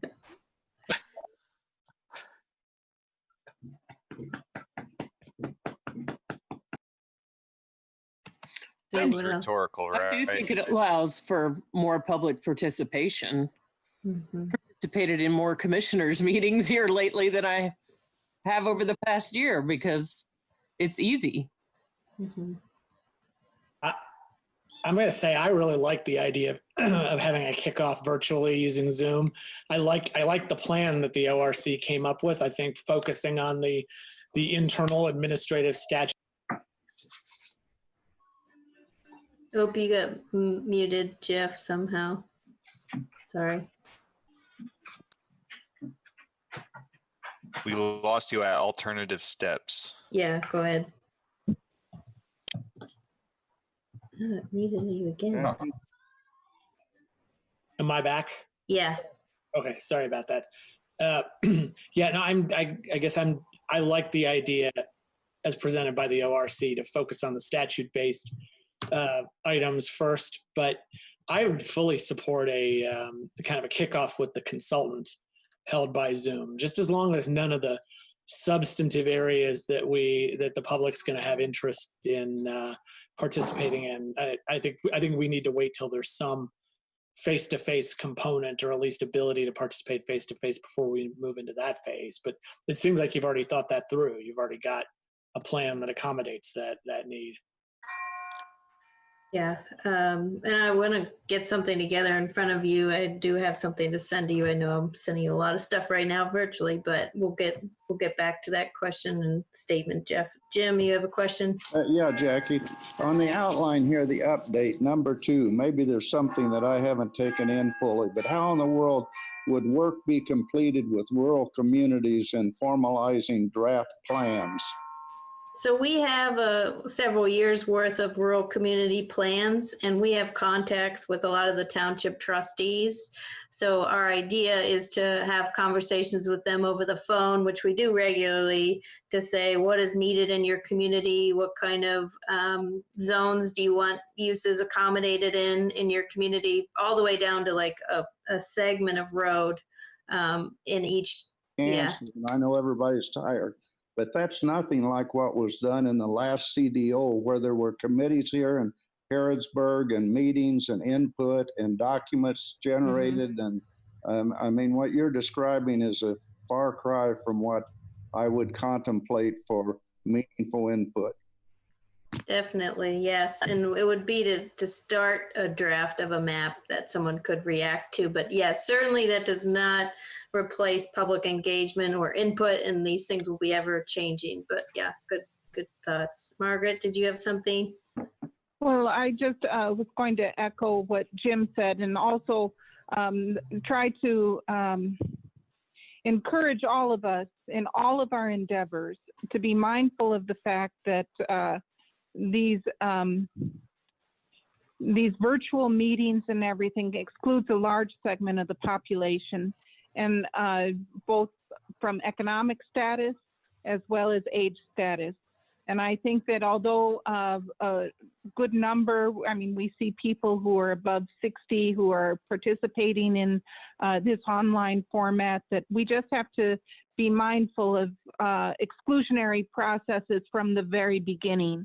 And so much can be done that is hard to undo by the time we ever present it to the public. And even though this format is efficient, it's a little bit ageist. That's all I have to say. Thank you. And can I just comment? I don't disagree. I wouldn't use the word ageist, but I don't disagree that it definitely, we need to be careful that we don't structure these processes to categorically exclude some groups of people. But I will also mention that late night meetings in the courthouse that go till 9 o'clock at night also exclude a lot of people who are unable to participate, because of family responsibilities and kids and that sort of thing. And so, I think a mixture of, I think one of the things we're learning is just how creative we can be using a variety of different technologies. And so I think a mixture of both face-to-face and virtual technologies is important. Thanks. I have a Julie, question. Yep. So I just want to check with Margaret and Jim to make sure that they're not opposed to just doing this kickoff meeting, which is really just a chance to talk about the bigger picture. If I wanted to see if they're opposed to actually having that on Zoom and then moving towards something else for the other meetings. Jim, I would just, Go ahead, Margaret. I just feel that the complexity of the issue being discussed is not really amenable to this format, especially while engaging the public. Because I can tell you how many times I've read through the ordinance and through the different zoning maps and for the city, for the county, et cetera, and it can be quite confounding. So the question is, how do we engage the public, and who do we omit from the beginning in the process by limiting the format in which that participation can take place? That's a concern. Are we simply talking about rollout in terms of our first meeting with the consultants as a body? Is that? Yep. Is that? Yes. Well, now, I have a hard time visualizing that on Zoom. When I think of working with consultants, I want to sit across the table in a room with them at least the first meeting. I want to get a sense of how they work together. And I don't feel like a Zoom meeting is the best way to do that. I don't think it's a great way to start a relationship with consultants. Maybe you all do. Maybe you've done this enough that you're comfortable with it. I am a little concerned about the public involvement, but I'm even more concerned about what you lack in the physical dynamic of being in the room with people you're going to be doing business with over a long period of time when you make that first meeting. You know, I've never used Match.com to find a date or anything like that. I got married well before that time, but I just don't see this as a proper format for beginning a relationship with consultants as a government body. My opinion. Thank you. Okay, and I want to just kind of wrap it up because this is talking about potentially stalling the county development ordinance for a contract that we have. So if we do want to see the contract be paused, or you know, working on the county development ordinance to be paused altogether, that is something that we should know sooner rather than later. But Jim, go ahead. Yeah, Jackie, because I didn't really take an opportunity to answer Commissioner Thomas, and she did ask a question. And I think the way in which she posed the question and the way in which Jeff helpfully, Jeff's always a help to understand these more esoteric things. And I appreciate everybody's kindness in not mentioning ages, although I think you fell way short when somebody said something about 60. But pardon me, because it is time to go home, Jackie, as you say. But specifically then, Ms. Thomas and everyone, I just took real stark notice, Jackie, again, of this number 2, because I can visualize that. I don't disagree either with the things Jerry's saying. I think we need to be careful. I mean, well, I promise not to make a speech, and here I go, but this thing started 2 years ago and we ended up in a mess, and I wouldn't want that to happen again. I'm not saying it's going to happen, but I surely wouldn't want to see that happen. But anyway, number 2, work with rural communities on drafting zoning ideas for rural community plans. You can't do that on Zoom. But now the thing that the context within which Julie asked, and I guess I in turn would say, well, Commissioner, what do you think? But as I understand what is implied in the question, no, I don't object. I don't want to say object. I don't have a reservation about what Julie is proposing. I go along with that. Do we want to do a roll call vote of who wants to do the first kickoff meeting by Zoom? Can we do that? Yes or no? Okay, so let me clarify something here, Sure. just for a moment. So the first kickoff meeting is going to be Plan Commission members and the public and the consultants. Correct. So again, my question when we were talking about this before was, is there a way, and Dave was pretty clear what the rules are, is there a way that we can look at some sort of venue that at least the consultants and the Plan Commission members can be in some sort of space where we can make eye contact and physically be in this area based on a square footage or some other criteria that maybe it is, I mean, it's going to be after May 1st, we know that. So maybe there'll be a release of some of those restrictions that allow at least that interaction that Jerry's talking about. And then, you know, the whole Zoom thing, you know, for the public, but at least the Planning Commission and the consultants can get that vibe that they have being in the same room. And to your point, Bernie, I can't see all the participants. We spent most of the meeting with the shared screen. Unless I want to scroll down through continuously throughout the meeting to see what people's reactions are, I have no idea. And I think when you're dealing with consultants, that's significant that you see the way they respond when someone asks a question. I agree. And I think that, and that's why I asked the question before, is there a way that we can combine this space? We can't do this. We can't do the ordinance on Zoom. I'm convinced of that one, and I don't think, and I think everybody agrees with that. I think we're going to have to get used to using these kinds of technologies a whole lot more in the future. So I think this is part of maybe the beginning of a new normal.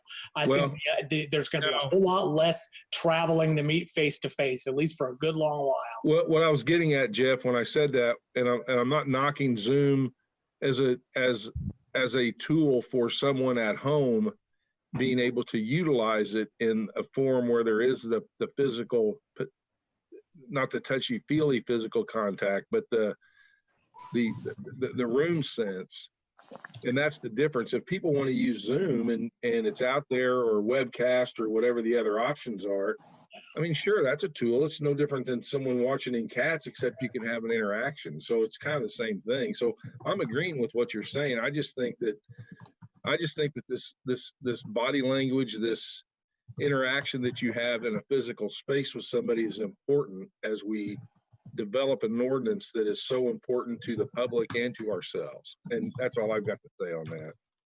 Yeah, I guess, Bernie, just one thing. If you want to have a meeting with the consultant and the plan commission members as a sit down, that's a situation that you would have to allow the public in as well. So that would have to be thought about, and we'd have to wait and see what kind of restrictions are lifted and so forth. But if the board members can meet, then the public can be there. Okay, so just going back to whether or not we could do this first kickoff meeting by Zoom. I know it's getting late, and I just kind of want to get a temperature check, no pun intended, on everyone to see where we're at. Okay, so Jerry's shaking his head no. Bernie said no. Margaret, do you have something? I'm saying no, I don't even think it's an essential activity. Okay. So, Bernie's a no, Jerry's a no. What about you, Jim? Yeah, thanks, Jackie, for your forbearance. You've had a difficult job, and in my humble opinion, you've done very well. But I'm agreeing with several of these people, like with Jeff, with the appropriate use of technology, and with Julie. I have with Jerry saying resonates with me, and with Bernie. But now listen, folks, I am not coming in to a group meeting in the foreseeable future at 83 years of age with more than 10 people. Now, I'm only one. I could be encouraged to resign, but I'm just saying that there are limits, and I'm not going to attend. Yeah, you're going to have, you can take in facial expression, body language. You can also take in particulates or whatever. No, not okay. I think you've heard enough, Jackie, from everybody. But is the question, would one participate in a Zoom meeting to deal with it? I would, yes, ma'am, I would do that. Okay, so Jim's a yes. Who else are we listening from? Dave Warren? Said anything. Yes. This is Tron. Sorry. I agree almost across the board with everyone. I mean, no one's just throwing wild ideas out there, except for we are experiencing a state of unknown. And I really think we have to attempt to do something so we can adjust accordingly. So if we identify we're missing a large group of stakeholders or such, then we can adjust and target them. I don't see how we can predict what's going to unfold. And of course, hindsight's always going to be 2020, but there's so much unknown. Unless we move in a micro kind of incremental way, we're not going to give us enough time to appropriately adjust and bring in the people that have been left out of this conversation. So it's kind of like you're damned if you do and you're damned if you don't. So okay, so Tron, are you a yes or a no on the virtual meeting? I am for staff. Yes. I don't know what that means. Okay. Could I ask one question, one additional question, Jackie? Sure. I'm so sorry. No, that's okay.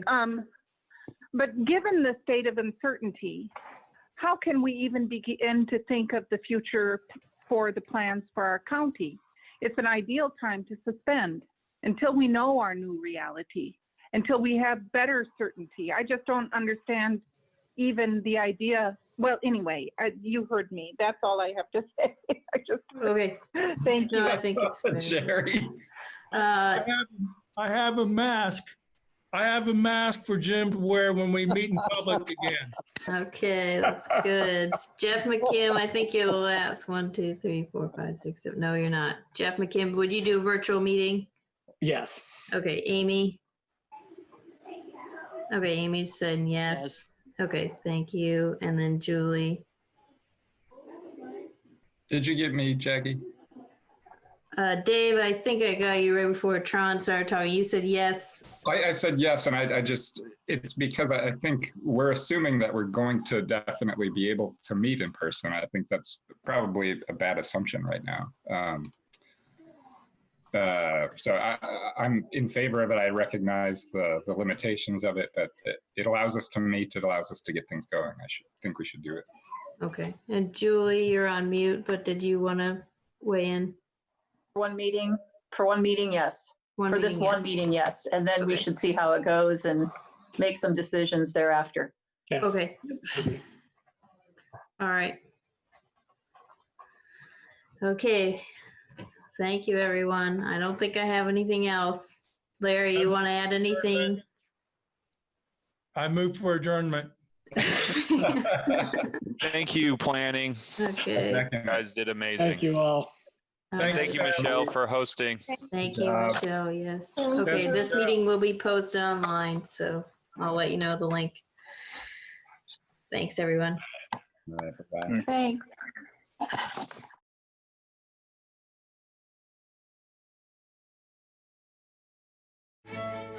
Thanks.